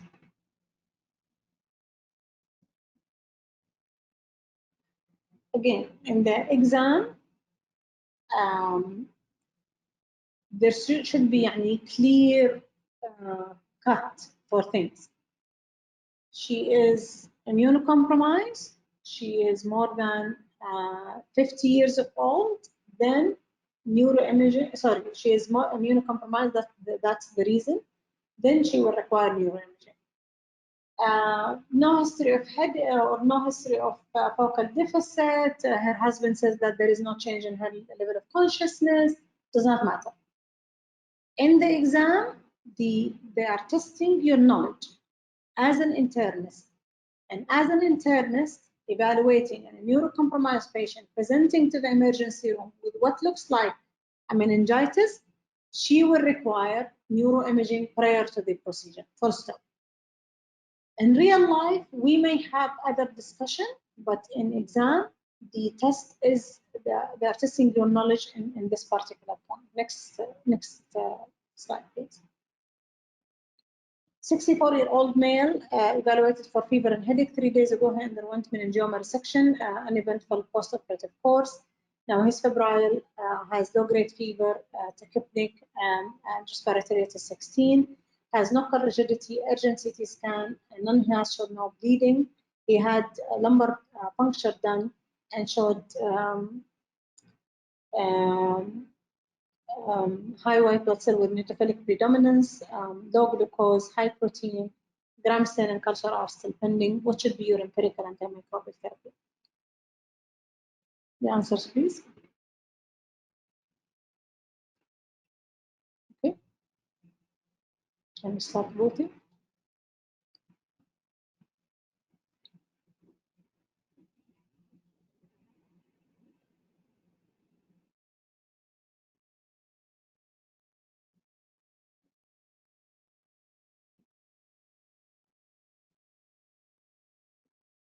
Okay.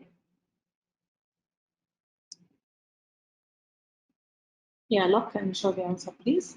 So again, this is a very, I would think, is a straightforward question about hospital-acquired meningitis, nosocomial meningitis, neurosurgical meningitis. You can call it whatever you want to call it.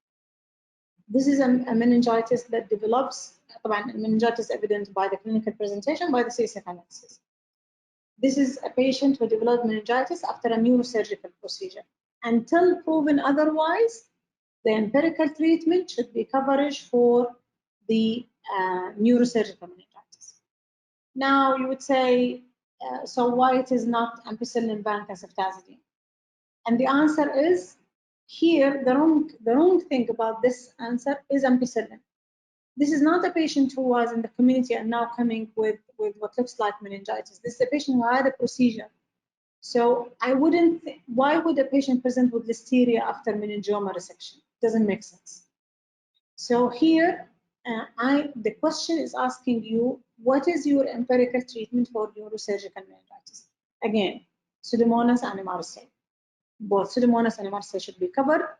What I really want to mention here, that if you are treating a CNS infection, you have always to remember that the exam question could be about the penetration of the blood-brain barrier. Tazocine does not cross the blood-brain barrier, and it should not be used as an empirical treatment for CNS infection. Next slide. 32-year-old female presents to the emergency department with fever and headache for 6 hours duration, known to have CSF leak, complicating transnasal transplantar dissection of the pituitary adenoma and mild bronchial asthma on PRN Ventolin. On examination, she is febrile and she is confused with no focal neurological deficit. Again, there is a CSF analysis that showed a white blood cell of 12,000 again, low glucose, mildly high protein. What would be your next step in the management? Next slide. Okay, look at the answers.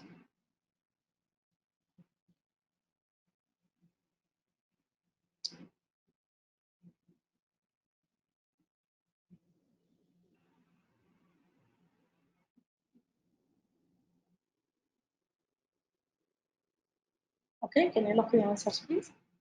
And show the correct answer.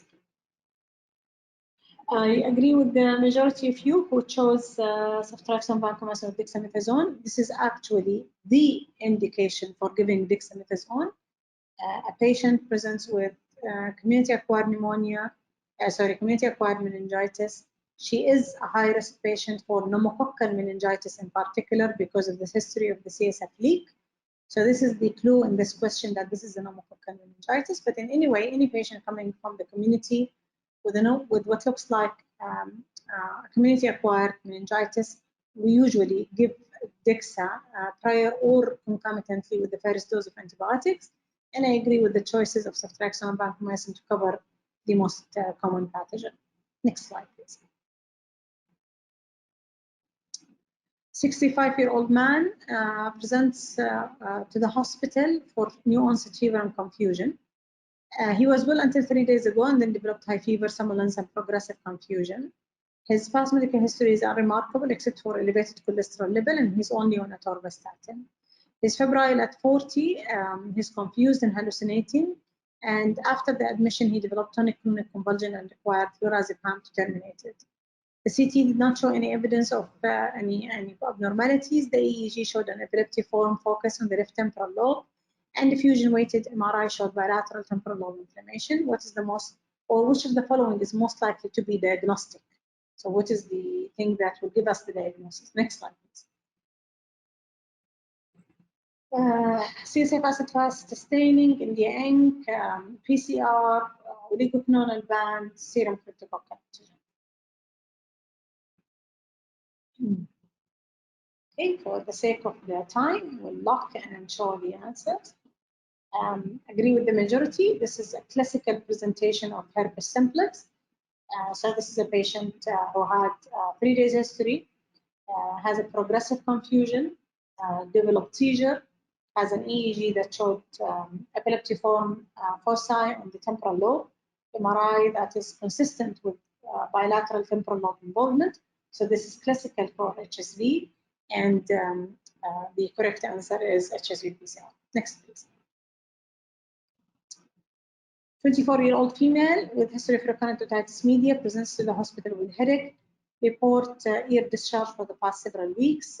Had headache over the past 4 days, which has been slightly worsening. In the emergency room, she was febrile.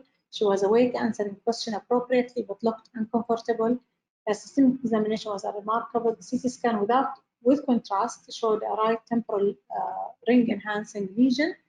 What is your empirical antimicrobial therapy? Next. So these are the answers, and I would like to know what would be your empirical therapy.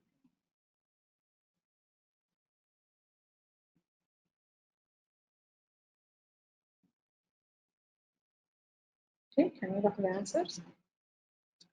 So this is likely to be a brain abscess.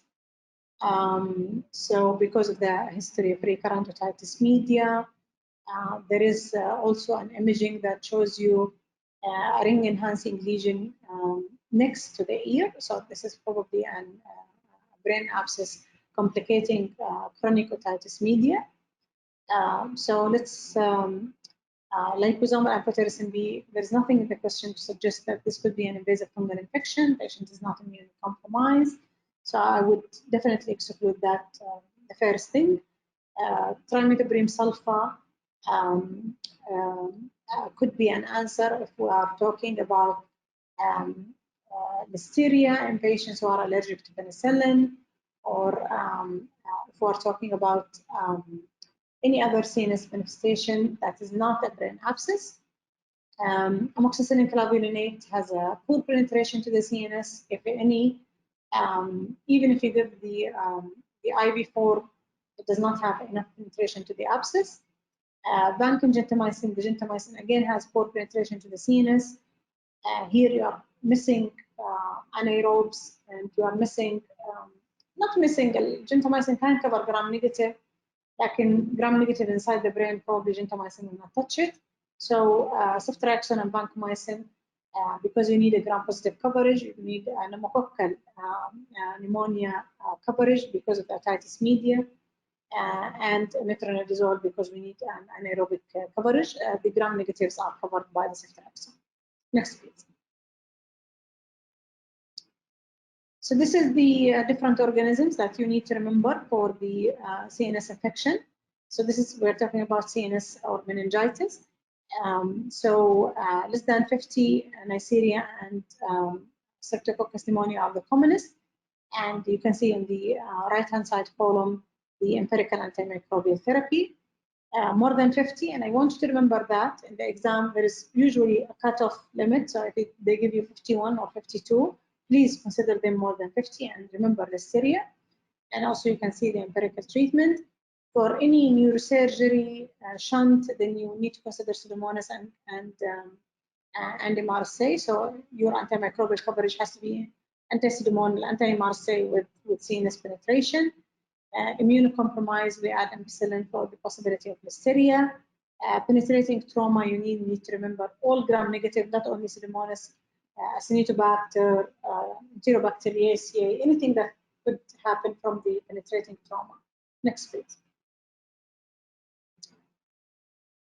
What you need to remember for the exam for patterns, basal skull fracture, CSF leak, splenectomy. This is streptococcal pneumonia until proven otherwise. The question could be, as I mentioned to you here, a patient coming with meningitis, or could be an indication for vaccine. Any of those three will have an indication for PCV13, which is Prevnar, indication for vaccination. Subacute presentation with low CSF glucose and very high protein. Always remember TB meningitis, and always remember that we are an endemic country. Immunocompromised patients, especially AIDS with subacute presentation, remember cryptococcal meningitis. I think in the exam, if they are going to bring cryptococcal meningitis, it has to be an HIV/AIDS. It has to be, in my opinion. It's going to be extremely unfair to bring non-HIV with cryptococcal meningitis. CSF, remember that CSF could be a question in the exam, CSF gram stain, because again, this is a medical emergency. So gram-positive diplococci, this is streptococcus or pneumococcal pneumonia. Gram-negative diplococci, Neisseria. Coccobacilli, Haemophilus influenza. Gram-positive bacilli, especially if it is an immunocompromised patient, then this is Listeria. And in adults, we usually add steroid for pneumococcal meningitis, or empirically before we know what is the likely pathogen. Next slide, please. If we're suspecting CNS infection, then if the patient is immunocompromised or has a history of CNS disease, seizure, papilledema, focal deficit, then we have to do an imaging. So with the blood culture, we have to do CT scan, and then we can start the empirical antimicrobial therapy with the steroid. And after getting the results of the CT scan, we can proceed for lumbar puncture, but you really need to have a CT scan result before proceeding to the lumbar puncture, so you can start antibiotics. And the reason I'm putting antibiotics here before the CT scan or before the lumbar puncture, because if you are suspecting CNS infection, then you should not delay antibiotics therapy until after the CT scan. And most of us are working in hospitals, and you know, if you order CT scan for a patient from the emergency room, it could probably take between an hour to 3 hours for the CT scan to be done and reported. And a CNS infection, you really don't have that time. So you really need to start your empirical antimicrobial therapy as soon as you draw your blood cultures. If there are nothing from the above, then you could do the SAT blood culture and immediately proceed for lumbar puncture. Once you do the lumbar puncture before the results of the lumbar punctures are out, then start those patients on empirical treatment with dexamethasone, and then you can adjust your antimicrobial and steroid accordingly. Next slide. For brain abscesses, there are 3 different ways for a brain abscess to develop. Contiguous focus of infection, hematogenous spread, and cryptogenic. We always need to consider polymicrobial infection, and thus we give a combination of antibiotics. Next slide. So for the empirical therapy, it should be bank ceftriaxone plus metronidazole. Ceftriaxone can be replaced with cefepime if it is a patient who is in the hospital and you're concerned about pseudomonas. I'm going to leave this slide for you to read it later because I think we are a bit short on time. Next slide, please. So diagnosis. Sorry to interrupt you. There is no lecture after yours, so if you want to go on, I think the audience wouldn't mind. I think everyone is enjoying the lecture. Okay. Sure, definitely. And I think we have a lot to cover until the end of this part. So, so for CNS infection for the board, the question could be a diagnosis question. So, for example, the HSV question that I brought you. India Inc. if it is a cryptococcal meningitis or serum cryptococcal antigen, gram stains, for example. So it could be something around the diagnosis. So you really need to remember the patterns. You really need to remember the CSF analysis, the gram stain, as I mentioned. Dexamethasone is very important for the empirical therapy. But then we continue dexamethasone if it is a pneumococcal meningitis. If it is not a pneumococcal meningitis, we stop it. For nosocomial infection, always remember MRSA and anti-pseudomonas. For CNS infection, MRSA is very easy. You need to give vancomycin. But for pseudomonas, it could be meropenem, it could be ceftazidime, it could be cefepime. But remember, the tazo does not cross the blood-brain barrier. abscess, again, identify the risk factor. Empirical coverage has to be broad spectrum. So you need gram-positive, gram-negative, and anaerobes, and immunocompromised patient, and present some of it later in the course. Next slide, please. So we're moving to a different topic now. This is an 87-year-old male patient, presents with pelvic pain and dysuria, had 3 urinary tract infections in the past 6 months. The urological evaluation last month showed an enlarged prostate, but normal urodynamics. Urinalysis are showing 10 to 20 leukocytes per high power field with a positive leukocyte esterase, negative nitrite test, numerous gram-negative loads. Which of the following is the best choice for your empirical treatment for this patient's symptoms? Next slide. So these are the choices. I think before you choose, you really need to think what is your diagnosis, and based on your diagnosis, you will be able to know what would be your empirical or your treatment, not necessarily empirical.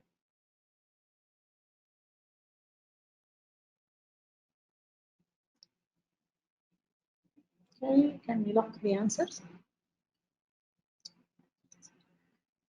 So the diagnosis here is prostatitis.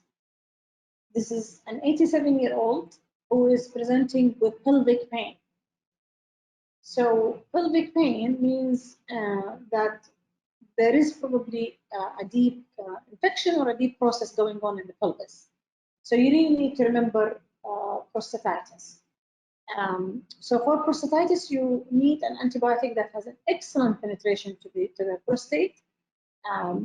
Nitrofurantoin has a good penetration, but the duration here does not serve the purpose. So we usually, for prostatitis, especially if we're talking about acute prostatitis, we are talking about at least the 4 weeks of treatment, because it's really a chronic infection that takes longer time to respond. So most of the answers here in the question either does not have a penetration to the prostate, or the duration is not long enough, and I think I have a slide on that later. Next slide, please. Yeah, here it is. So the diagnosis of prostatitis is also very important. So chronic pelvic pain syndrome is very important clue that this could be prostatitis. Other differential diagnoses that you really need to remember, other areas that could be infected, so epididymitis, orchitis, proctitis are also important things to remember. Prostate cancer is also very important, especially if the cultures are negative, or if the patient is not responding very well to empirical antimicrobial therapy or to antimicrobial therapy. Next, please.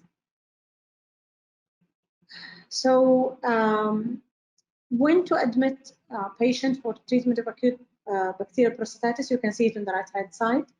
If you fail to control the patient's symptom or treat his infection with outpatient antimicrobial therapy, if they are not able to take any oral antimicrobial therapy, or if there is a resistance, if they are systemically ill, or you are suspecting bacteremia, or if they have urinary retention and you really need to put a polycatheter and monitor their output. If you are going to give, so for the patients, it really depends on their clinical picture. You will need to decide whether you are going to go with oral antibiotic therapy or admit them. If you decide to admit those patients, then please don't forget that we really need a blood culture. If they don't respond, and this is just to show you how difficult is the treatment for prostatitis, but if they don't respond, then we need a detailed imaging of the pelvis to look into complication like prostate abscess or anything that will require a surgical intervention. Next slide, please. 29-year-old woman reports that her urine has been cloudy for the past 3 days, asymptomatic, but missed her period for the last 3 months. Urine pregnancy test is positive. Urine culture shows more than 100,000 colonies of gram-negative load. What should you recommend for the management of hepatitis? Next slide.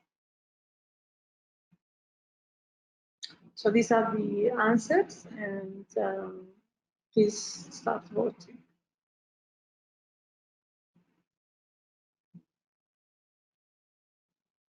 Okay. Okay, can you lock the answers. So in pregnancy, you will really need to remember a few things. One, what is the trimester of the pregnancy? Second, whether you need to give a systemic antimicrobials or not, and it depends on the systemic symptoms. And three, you really need to remember when should you do a routine screening, or when you should do repeat the urine culture, or whether you need to repeat the urine culture or not. This patient has definitely an asymptomatic bacteriuria. She's still in the early trimester of the pregnancy.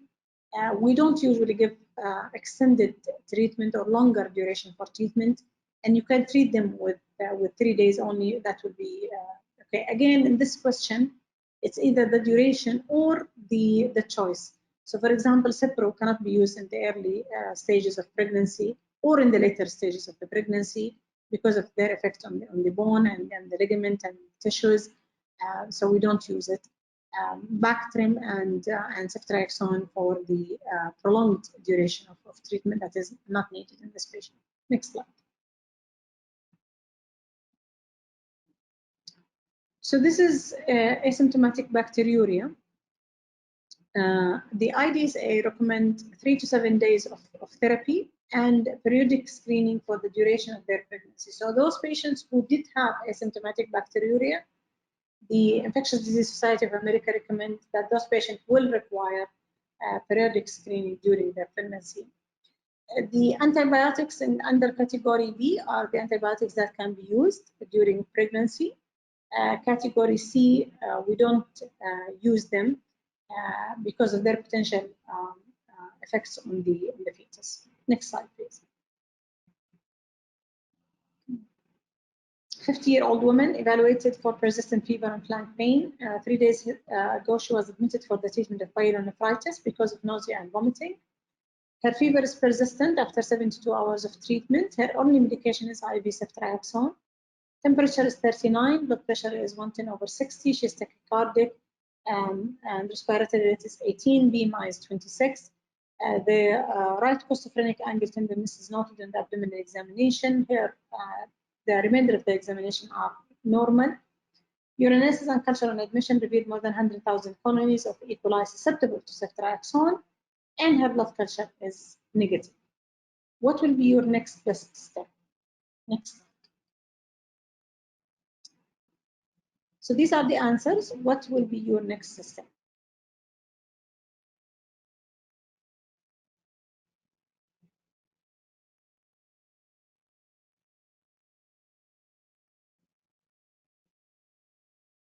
Okay. Can you look the answer? Okay. So the clues in this question. So this is a patient admitted for pyelonephritis. Probably you know that now there are guidelines and there are studies to support that we can treat pyelonephritis with oral antibiotic if we have an oral antibiotic with a good oral bioavailability, for example, Cipro. See, the question told you, the patient has nausea and vomiting, and that's why she was admitted. She was started on empirical treatment. The Cipro or the E. coli is sensitive, pan-sensitive, so ceftriaxone is actually should be working. And despite this, now we are 72 hours later, she still has active symptoms. She still has fever. She still has inflammatory reaction. She still has tenderness on examination. So the first thing that I want you to remember is you really need to rule out local complication. Repeating urine culture is not important now. I have a culture with susceptibility 3 days ago. This cannot be a resistance that develops within 3 days. It doesn't happen.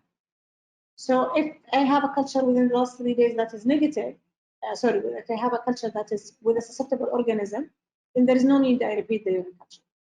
The other thing that we need to remember is, does the patient has bacteremia now? And the reason that is the reason where the question here told you that the blood culture has been negative. So you really need to rule out local complication. And I keep saying that the exam will give you marks. So pyelonephritis, 72 hours of appropriate antimicrobial therapy is not responding, you really need to rule out local complication or systemic complication like bacteremia. So here, for pyelonephritis, is 72 hours should be your mark for acting if the patient is still having symptoms. Next slide.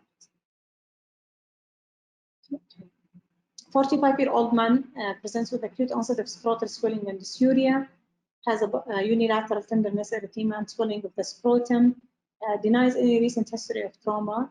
He has, however, had a recurrent episode of urinary tract infection. What is the most appropriate immediate action? Next slide. So these are the choices, and please start voting.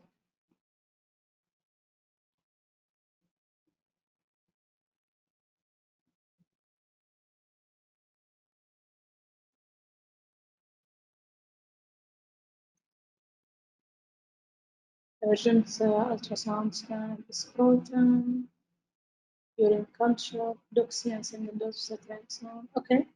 Can we look at the answers?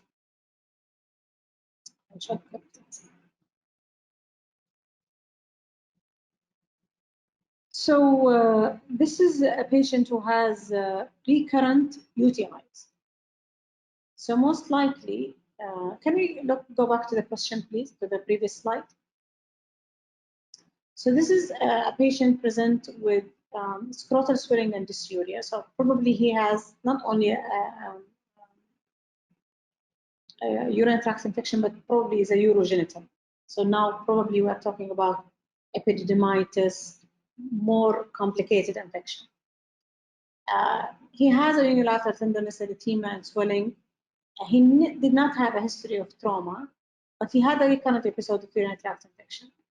So I know it's very important that we rule out scrotal torsion, but I think the most important thing to remember here, because from my point of view, I'm an infectious disease physician, that this patient had a recurrent episode of urinary tract infection. So probably this patient was treated with antibiotics multiple times.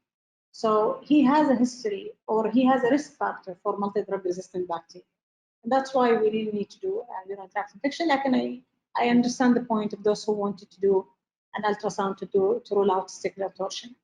And the other thing, usually testicular torsion happen in a younger males than a 45-year-old male patient. Next. And next, please. Yes. So in cases of epididymitis and orchitis, we need to do imaging to rule out testicular torsion. We need to do gram staining culture and swab of the discharge to detect urethritis and gonococcal infection. And cultures we needed to be done to rule out, not to rule out, to document the infection and start therapy. Next. 25-year-old male or woman presents to the walk-in clinic with increasing urinary frequency and dysuria for 2 days. She has no other medical problems and takes no medication. Her vitals are normal. On examination, everything is normal. Urine dipstick showed leukocyte 2+, nitrate 1+, and blood 1+. She's given a 7-day course of nitrofurantoin and sent home. Presents 3 days later with, again, dysuria. Exam again is unremarkable. Urine dipstick now is negative. What is the most appropriate next action? Next course of action. Next slide, please. So these are the choices. If you could start voting.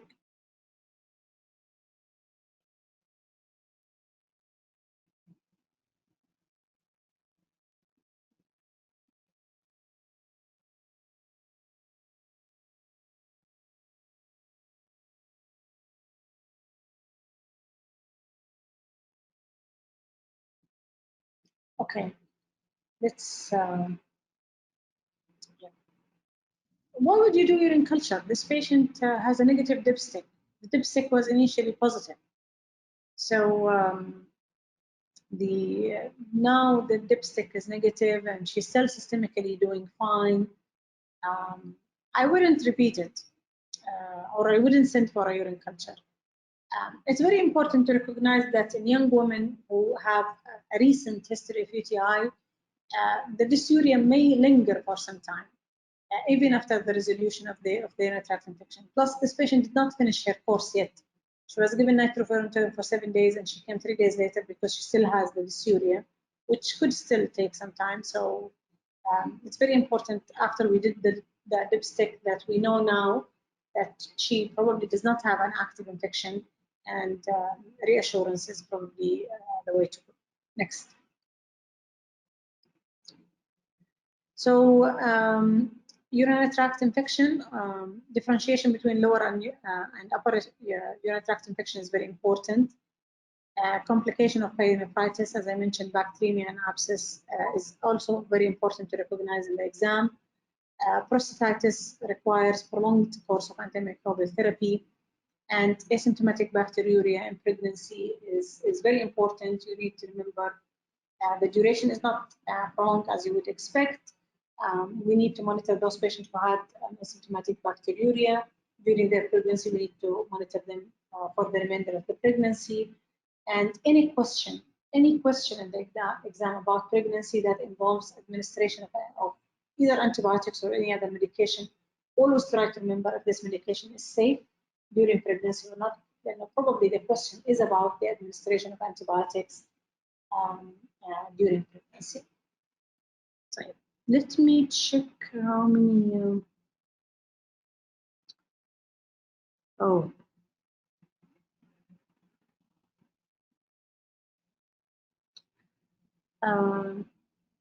We have two more topics for this part. لسه فيكم حيل ولا do you want me to stop ولا I think they were asking for a 10 minutes break. Can we get that, Doctora, and we resume later after the break? Can we make it 15 minutes? لأنه yes, sure. أنا on call and I have to answer some calls. Sure. So probably يعني خلينا نقول 9:30. Would that be okay? خلاص ماشي.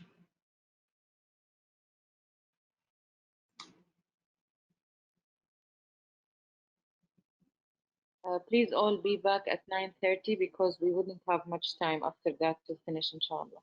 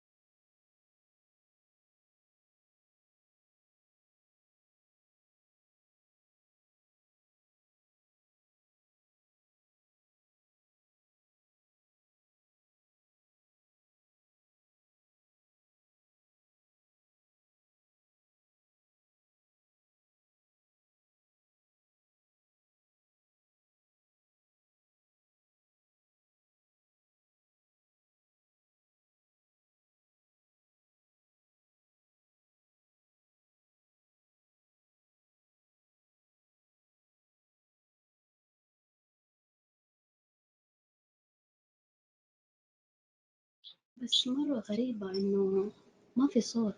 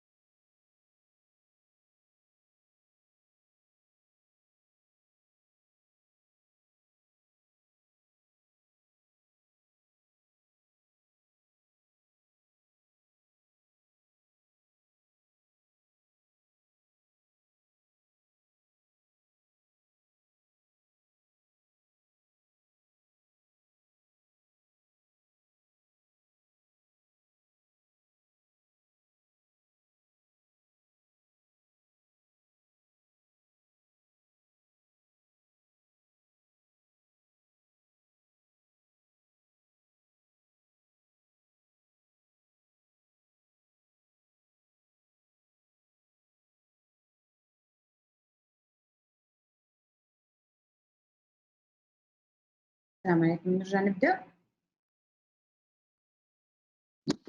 عليكم السلام دكتور. يس تمام. طيب next slide please.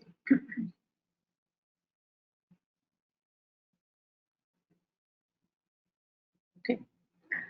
A 32-year-old woman comes to the emergency department with sudden onset unremitting fevers and chills, joint pain for the past 2 days. She describes severe unbearable pain in her right shoulder, left elbow, and left knee. She has not had any nausea, vomiting, diarrhea. 3 days ago, the patient returned from a 2-week trip to Philippines. She spent her time there camping and swimming. Her husband had no symptoms. She's febrile and her other vital signs are normal. No skin rash and systemic examination is unremarkable. The lab showed the hemoglobin of 12.6, hematocrit of 38, and platelet of 180, white blood cell of 3.4, BUN and creatinine with a slightly elevated BUN creatinine with a normal, and AST and ALT is slightly elevated. Which of the following is the most likely diagnosis? Next slide, please.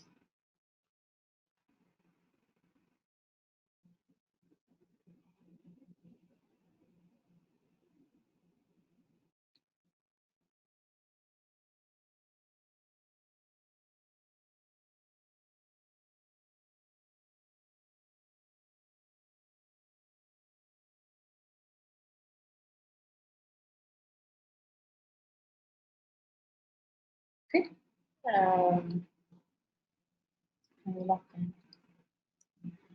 So yes, can you look at please and show the correct answer? So here the question is clearly, I mean, this is a travel medicine question. A patient who went on a trip and came back with a fever. And if you have a question like this in the exam, there are a few things that I really would like you to pay attention to. The first thing is how long did the patient spend during the travel outside? What was the purpose of the travel? Was it for leisure or was it for business? What was the activities they were doing during the travel? Especially, don't forget, sometimes one of the activities could be sexual. We need to know if this is an acute HIV. And then the other thing, other than the epidemiological history, the duration of the fever to the travel, the relationship of the fever timing to the travel. So when did the fever start? Did it start immediately after the patient had traveled to that area? Well, immediately after the patient came back? And that's why it's very important to know the duration of the travel, and you really need to know the incubation period. But if you are seeing a question in the exam about a travel medicine or a fever in a returning traveler, these are the things that you really need to pay attention to, and I'll talk about it more in the next few slides. Next slide, please. So this is a 24-year-old female or a man comes to the emergency department after 1 week of fever, chills, and headaches. Complains of nausea and episode of vomiting, no abdominal pain or diarrhea. 3 weeks ago, he returned from traveling in Southern Africa, traveled for exploration and safari for 2 months. He took doxycycline for the entire trip until returning to Saudi Arabia. He drank mostly bottled water, did not eat local cooked food, had no sexual activity, injected IV drug or freshwater exposure during his travel. He's highly febrile. Other vital signs showed tachycardia. He's uncomfortable but non-toxic. No skin rash. Other systemic examination was unremarkable. An abdominal examination showed tenderness in the left upper quadrant and mild splenomegaly. Next slide. His laboratory investigation showed a hemoglobin of 9, hematocrit of 28, and a platelet of 70. The white blood cell 11, 76% lymphocyte, and 22% eosinophils. Kidney looks mildly elevated BUN. Creatinine kinase 111. And which test would you like to do to establish the diagnosis? Next slide, please.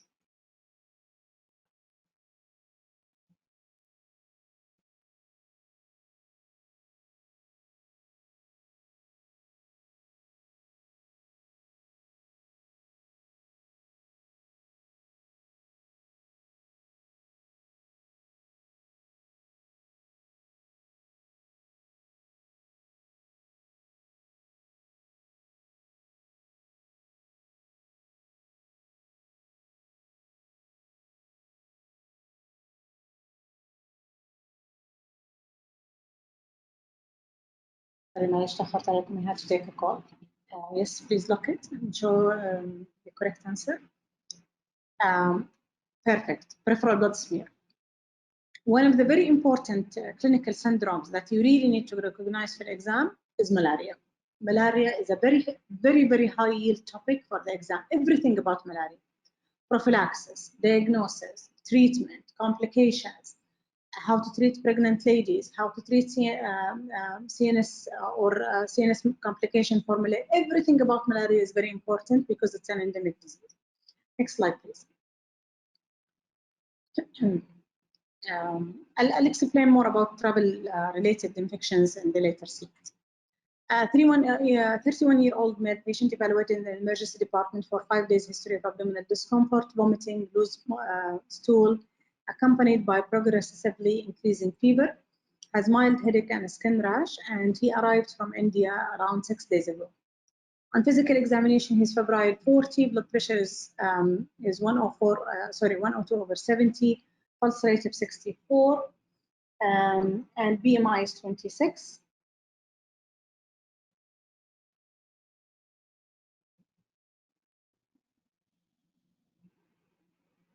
The patient appears sick. There is a blanching erythematous macules on the lowest chest and abdominal wall, scrotal icterus with injected conjunctiva. Abdominal examination reveals tender hepatosplenomegaly, and the remainder of the examination is normal. Next slide. The labs showed a hemoglobin of 12, leukocyte count 4.5, 68% polymorph, 10% band, 16% lymphocytes. Platelet count 95, ALT and AST are elevated. Peripheral blood smear is negative for malaria. 2 sets of aerobic blood culture showed gram-negative bacilli, which is the most likely diagnosis. Next slide. So what will be your diagnosis?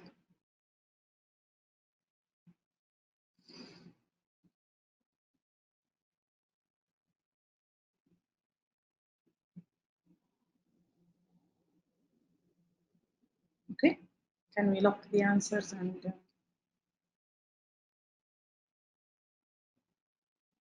can we go back to the question, please? Again, the previous slide. So look at the clues here. One, this is a disease. Again, this is a fever and returning traveler. But this patient has a GI manifestation. So this is probably a gastrointestinal infection. But then, and also when did he come back from India? So the place is India, and he came back 6 days ago. Temperature is 40, but look at his heart rate, 64. So this is an infection that is likely to be acquired from India, and presents with a GI manifestation, extremely high-grade fever, and relative bradycardia. And I think that gives the answer. Everybody should say typhoid fever. Okay, so everything here in this question is giving you a clue toward typhoid fever. Okay, can you go back to the slides of the choices? Yeah, next slide, please. So for enteric fever, remember, there are stages, and as you can see here on the table on the right side. So the first week, rising fever, bacteremia, relative bradycardia, very, very important. Week 2, abdominal pain and some rash, and week 3, hepatosplenomegaly and intestinal bleeding and perforation.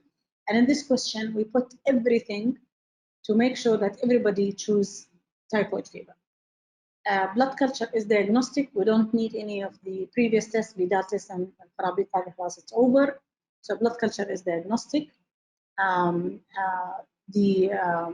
Serology is not used anymore. No one is using serology anymore. Antibiotic susceptibility is extremely important. Now there are increasing resistance, especially from endemic areas like India, especially for quinolones, because it's quite often used empirically. The resistance is extremely high. Next slide. So this is in the next 3 slides. This is what I wanted to say when I was saying about travel or fever in a returning traveler. So you will really need to remember, one, saying where was the patient is important. ما هي بس كلمة موجودة في الquestion. Patient was in Philippines, patient was in Africa, patient was in Eastern Africa, Western Africa, Eastern Europe, patient was in the United States, in the Mississippi, or in Arizona, for example. Patient was in Saudi Arabia, مثلا in Jazan.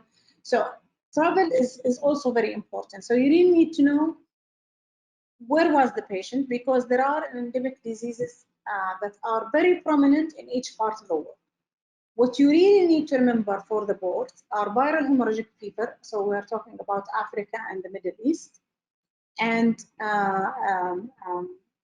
other infections, like, for example, the enteric viruses, as you can see in India and Southeast Asia. Next slide. And other microorganisms, for example, malaria. You can see the areas that are endemic in malaria, leptospirosis, the areas that are endemic in leptospirosis. But I really here highlighted in the boxes the infections that I think could be a potential question for a fever and returning traveler. I don't expect non-HIV, non-ID people to remember all of these infections, but it's very important to know that when they mention the location or the geographical location where the patient was in the exam is very important. That gives you part of the answer. Next slide, please. And then what did the patient do during the travel? So what was the exposure? Bites and close contact. So we really need to know about ticks, animal exposure, environmental, what activities did they do during their travel, what food and how and the source of water during their travel is also very, very important to give you the epidemiological risk factor for the infection. What I think you really need to remember, because I don't think they will ask about a lot of these, there are many things here in this slide, but if you go to the environmental in the middle, what you really need to remember here is the sexual exposure is very important. The freshwater exposure is very important, especially for leptospirosis, is extremely important. But then also in the ingestion, raw food for some of the parasitic infections, especially in Southeast Asia, unpasteurized milk, and contaminated food or water for the gastrointestinal infection. Next slide, please. And then this is the importance of the duration. So when did the patient travel? How long did they stay in the area where they traveled to? When did the fever start? This is very, very important time points that you really need to pay attention to, because this will give you the incubation period. Because I want you to remember one thing: the fever could, or the infection could have been acquired in the patient's original destination. So, for example, if I travel from Riyadh and I develop a fever immediately next day when I arrive to my new destination, probably what I acquired, not something in the new destination, probably something that I already acquired in Riyadh. So this is very important that you delineate, لأنه ممكن يكون الquestion is misleading. You would think in a fever returning traveler, بينما هي it is the dengue fever a patient was in Jeddah. So it's very important to pay attention to these differences. Next slide, please. So symptoms, I want you to remember or recognize the clinical syndrome. Fever and rash, always think viral infection. If it is where tick-borne illnesses like rickettsia is common, that's why probably travel to the United States is also very important, and enteric fever is very important. So viral infection and enteric fever, I think for our epidemiology are the two most important things that you need to remember. Viral infection, you can put anything. Dengue, chikungunya, acute HIV, measles, كلها it can come under viral infection. Fever and abdominal pain, always remember enteric fever. And if it does not fit enteric fever, then think of amoebic liver abscess. Normal or low white blood cell, then always remember viral infection and malaria. Hemorrhagic fever are also very important. I'm going to probably mention some of the viral hemorrhagic fevers tomorrow. Eosinophilia, then you're talking about acute schistosomiasis, and ممكن a question يكون a patient traveled, for example, to Egypt, had fresh water exposure, and now coming with fever وعندهم eosinophilia. So if they give you the differential, the white blood cell, please pay attention to the differential, and the answer could be lying there. And so on. I'll leave this slide with you and you will read it more carefully, but I want you to remember in a fever returning traveler will fit into a clinical syndrome, and the clinical syndrome could also help you to identify the correct answer if the answer is about the diagnosis. Next slide. So we'll move to the last topic for today, and I'm sorry that it took longer than expected. 55-year-old woman comes to the emergency department, 2 days of flank pain and fever. 6 weeks ago, she underwent total abdominal hysterectomy. Her post-operative course was complicated by wound infection. She required antibiotic therapy. She was then admitted with moderately severe diarrhea caused by Clostridium difficile. She just finished a 14 days course with oral vancomycin. Now, coming with this flank pain, her temperature is 38.9, and her other vital signs are stable.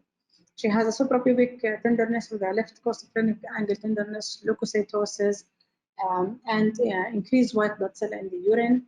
Her empirical treatment with cefepime is initiated, and there is a clinical improvement during culture in 48 hours. Span-sensitive E. coli blood cultures are negative. What will be your best management at this point? Next slide.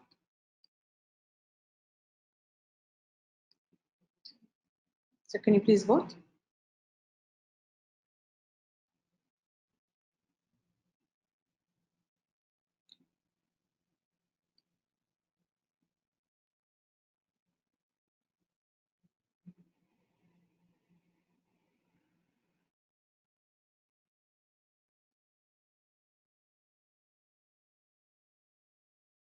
Okay.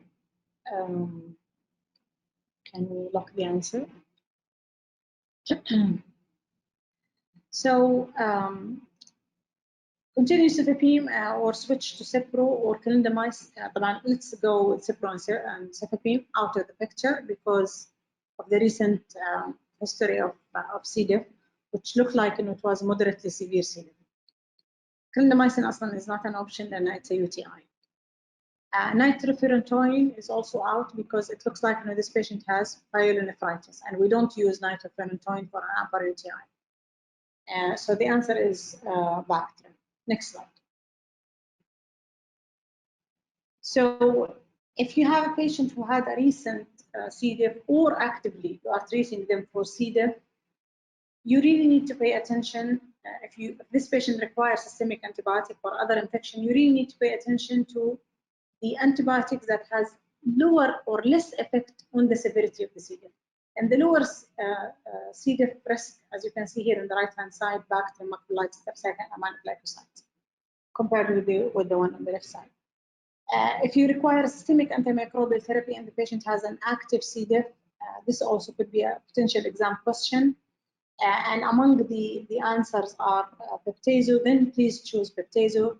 For unknown reason, Peptazo has a lower effect on increasing the severity of the C. diff.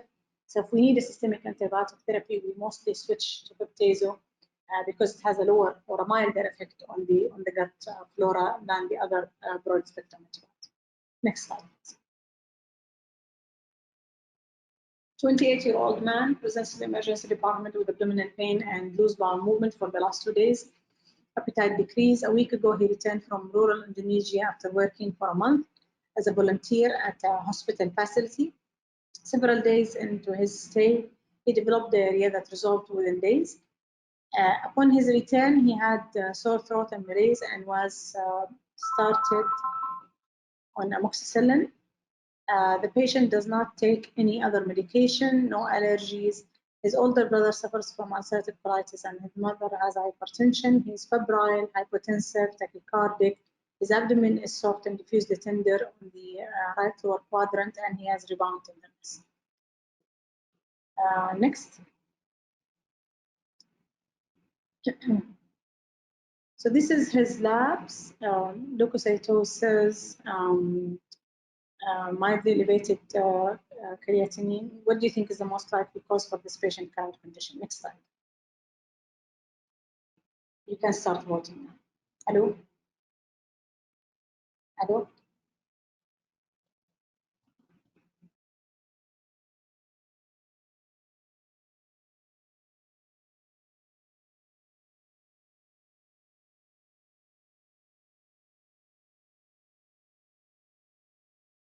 Okay. Okay, can we lock that, please? So, and I tell you, this is a question that has many distractors, but I think it's very important to recognize that sometimes real life can be this difficult. Had the patient traveled, had diarrhea during his travel, بس اتحسنت, but رجع كان عنده some infection, أخذ antibiotics. Now he has diarrhea again. It looks like he has a severe systemic infection. He has a brother who has ulcerative colitis. So there are many things going on, but I think the most important thing is to recognize that this is a patient who has a systemic infection, recent antibiotic exposure, then most likely this patient has C. diff until proven otherwise. Next. So the clinical presentation of Clostridium difficile could be diarrhea with colitis. and you can have many symptoms that are listed here. Pseudomembranous colitis, here we're talking about more profuse diarrhea, and then you could see some pseudomembranous changes in the colonoscopy. That is, by the way, not pathognomonic or C. diff. And then we have the fulminant colitis with diarrhea or sometimes constipation because of the ileus, signs of perforation, marked leukocytosis, and dilated bowel on the imaging. Next slide, please.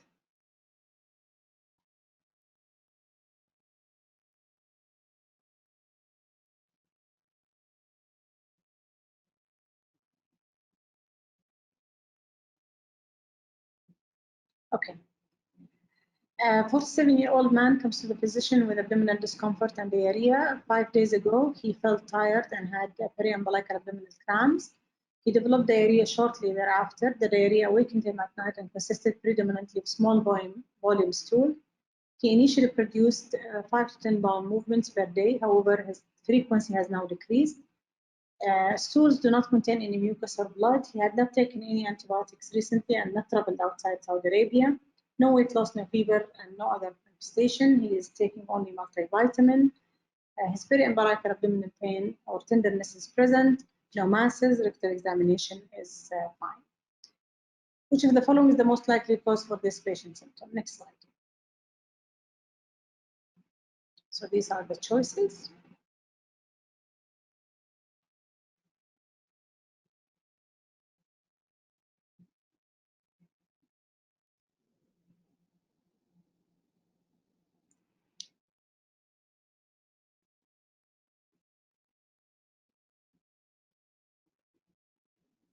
Okay. Can we look the answers?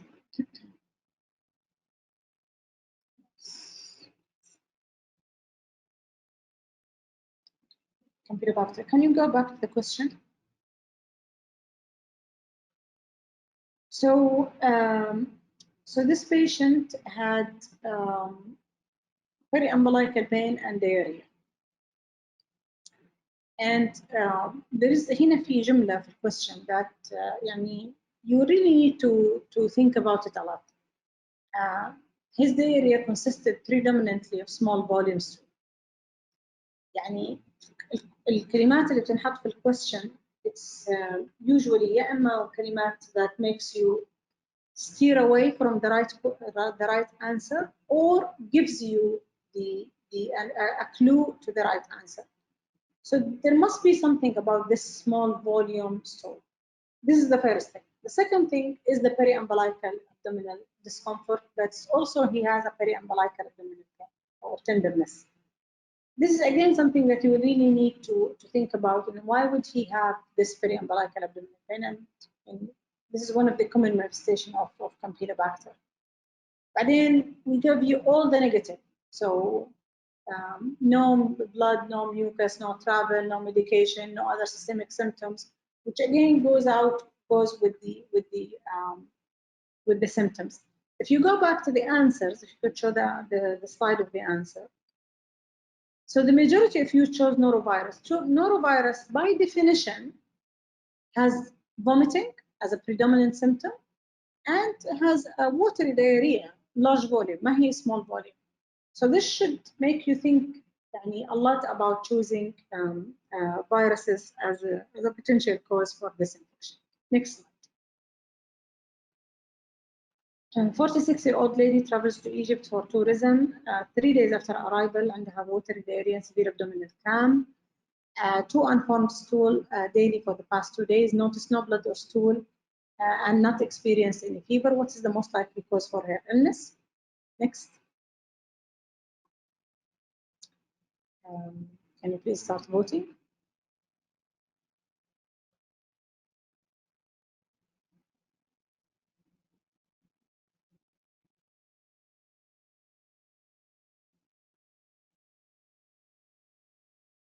Okay.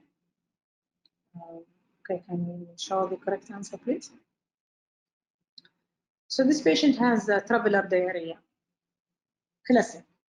The most common cause for traveler diarrhea is enterotoxigenic E. coli, and this is another example of an exam question that either you know it or you don't know it.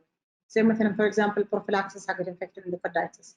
You just need to know how the most common thing. يعني, this is the most common organism causing traveler diarrhea, and we usually don't treat it because it's a self-limiting disease. Next, please. Next, please. I think I already answered this.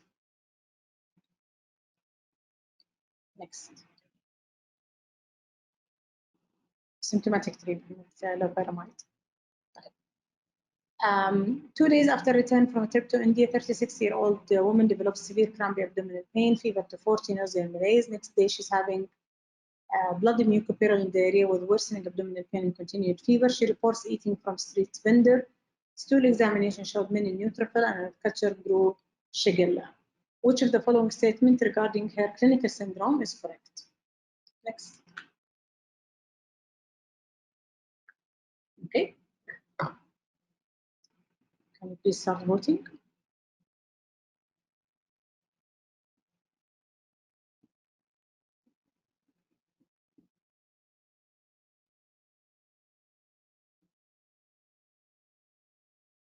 Okay.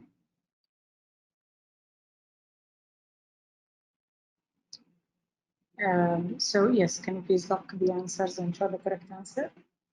So this is a patient who is presenting, يعني هنا in the question, the diagnosis was given. But the question is whether you need to treat it or not. This is a patient who has systemic manifestation, so she will definitely need to be treated, and Cipro is the recommended therapy. Next slide. So if you have a question about gastroenteritis, what you need to find out for the question is this is a foodborne illness or this is an exposure. يعني exposure في household في another person زي norovirus, chips, travel history, occupations زي food handlers because they are at risk for having يعني unusual infections, animal contact. Foodborne illnesses is what you really need to remember for the board. Eggs and poultry are the non-typhoidal salmonella, poultry, meat, and unpasteurized milk campylobacter, raw vegetable or MSM, men having sex with men as Shigella. When do you need to give antibiotic? If they are immunocompromised, if they are systemically ill, children, returning traveler with a fever more than 38.5, and if you suspect a Shiga toxin or E. coli 0157, we don't usually give antibiotic because it increases the risk for HUS. Next slide. How do you define the clinical syndrome? This is what I was talking about when I said predominantly small volume diarrhea, because for GI infections, there is a specific presentation to each one of these categories. So for example, if you see inflammatory diarrhea predominant, you will see salmonella, shigella, because these are the infections where they come with tenesmus, for example, blood, purulent secretion. Hadith will tell you when this is an inflammatory bowel diarrhea. Watery diarrhea, for example, you will see the other infections. And the vomiting, the norovirus, as I mentioned later, vomiting is a very predominant symptom in norovirus. So if the question tells you that there is no vomiting, please don't choose norovirus. Next. Can we just show the answers? Then I think that it's getting too late and I'm sure most of you are tired. Okay. Just show the correct response, please.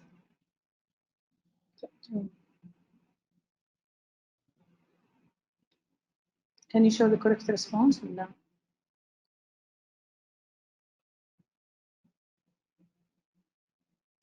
So this is a question about cholera. A patient in Jizan having profuse water diarrhea. And I think this is important because there are some, and the answer here is not correct. It's not diagnosis. Yeah, the answer is C. Mortality is related to marked volume depletion. So probably you may face a question or two about cholera in the exam because it does happen sometimes in Jizan. We need to be aware about it. Next, please.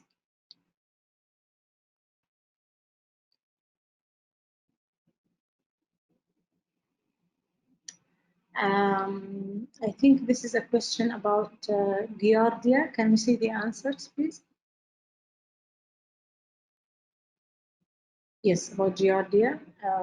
Next slide, please. I'm going to explain it on the next slide.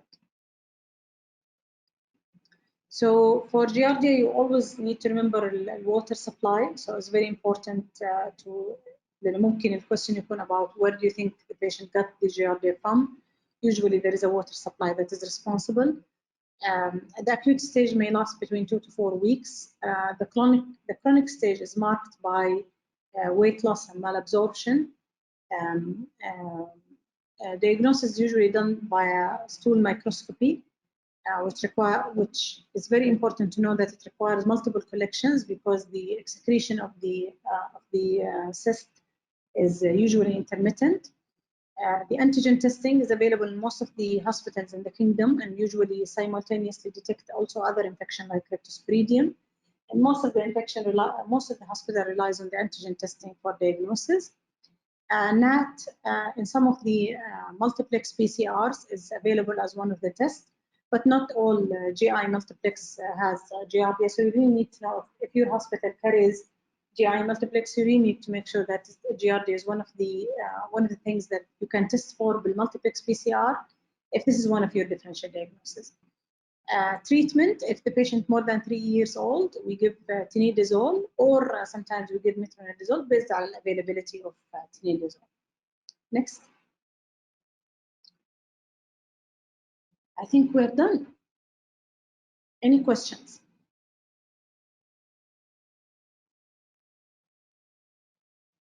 Thank you, Dr. Reem, for this great talk. We will wait for the questions, if you don't mind, in the question box. Okay. Yeah. If you can view it, can you see it, or do you want me to read it for you? والله ماني شايفة الكويستشن. Can you read it, please? So there is a question about the best investigation for Giardia. Giardia, the best investigation available in the most of the hospitals in the kingdom is the antigen testing. Very high sensitivity, readily available. So I would choose Giardia. And the question here that I mentioned is antigen testing. Okay. The next question is the Campylobacter jejuni usually presented with bloody diarrhea? No, not usually. The Campylobacter jejuni, not a usual pathogen that presents with bloody diarrhea. It can present with mostly inflammatory diarrhea like tenesmus, sometimes purulent secretions. Lakin it can also present with some blood mixed with the stool. Lakin not as bad as Shigella and Salmonella, for example. Most common manifestation does not include blood, lakin it can. It's one of the inflammatory diarrhea. Okay. Any more questions from the audience, please? You can write it in the questions box. Yeah, now I can see the questions. Okay.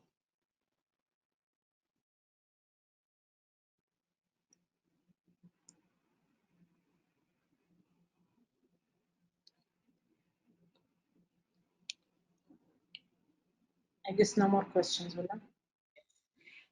Thank you so much, Doctora, for your time. We really appreciate it. We know you are on call and on duty. Thank you so much for your time, and we look forward for the lecture tomorrow, inshallah. Thank you. See you tomorrow, inshallah.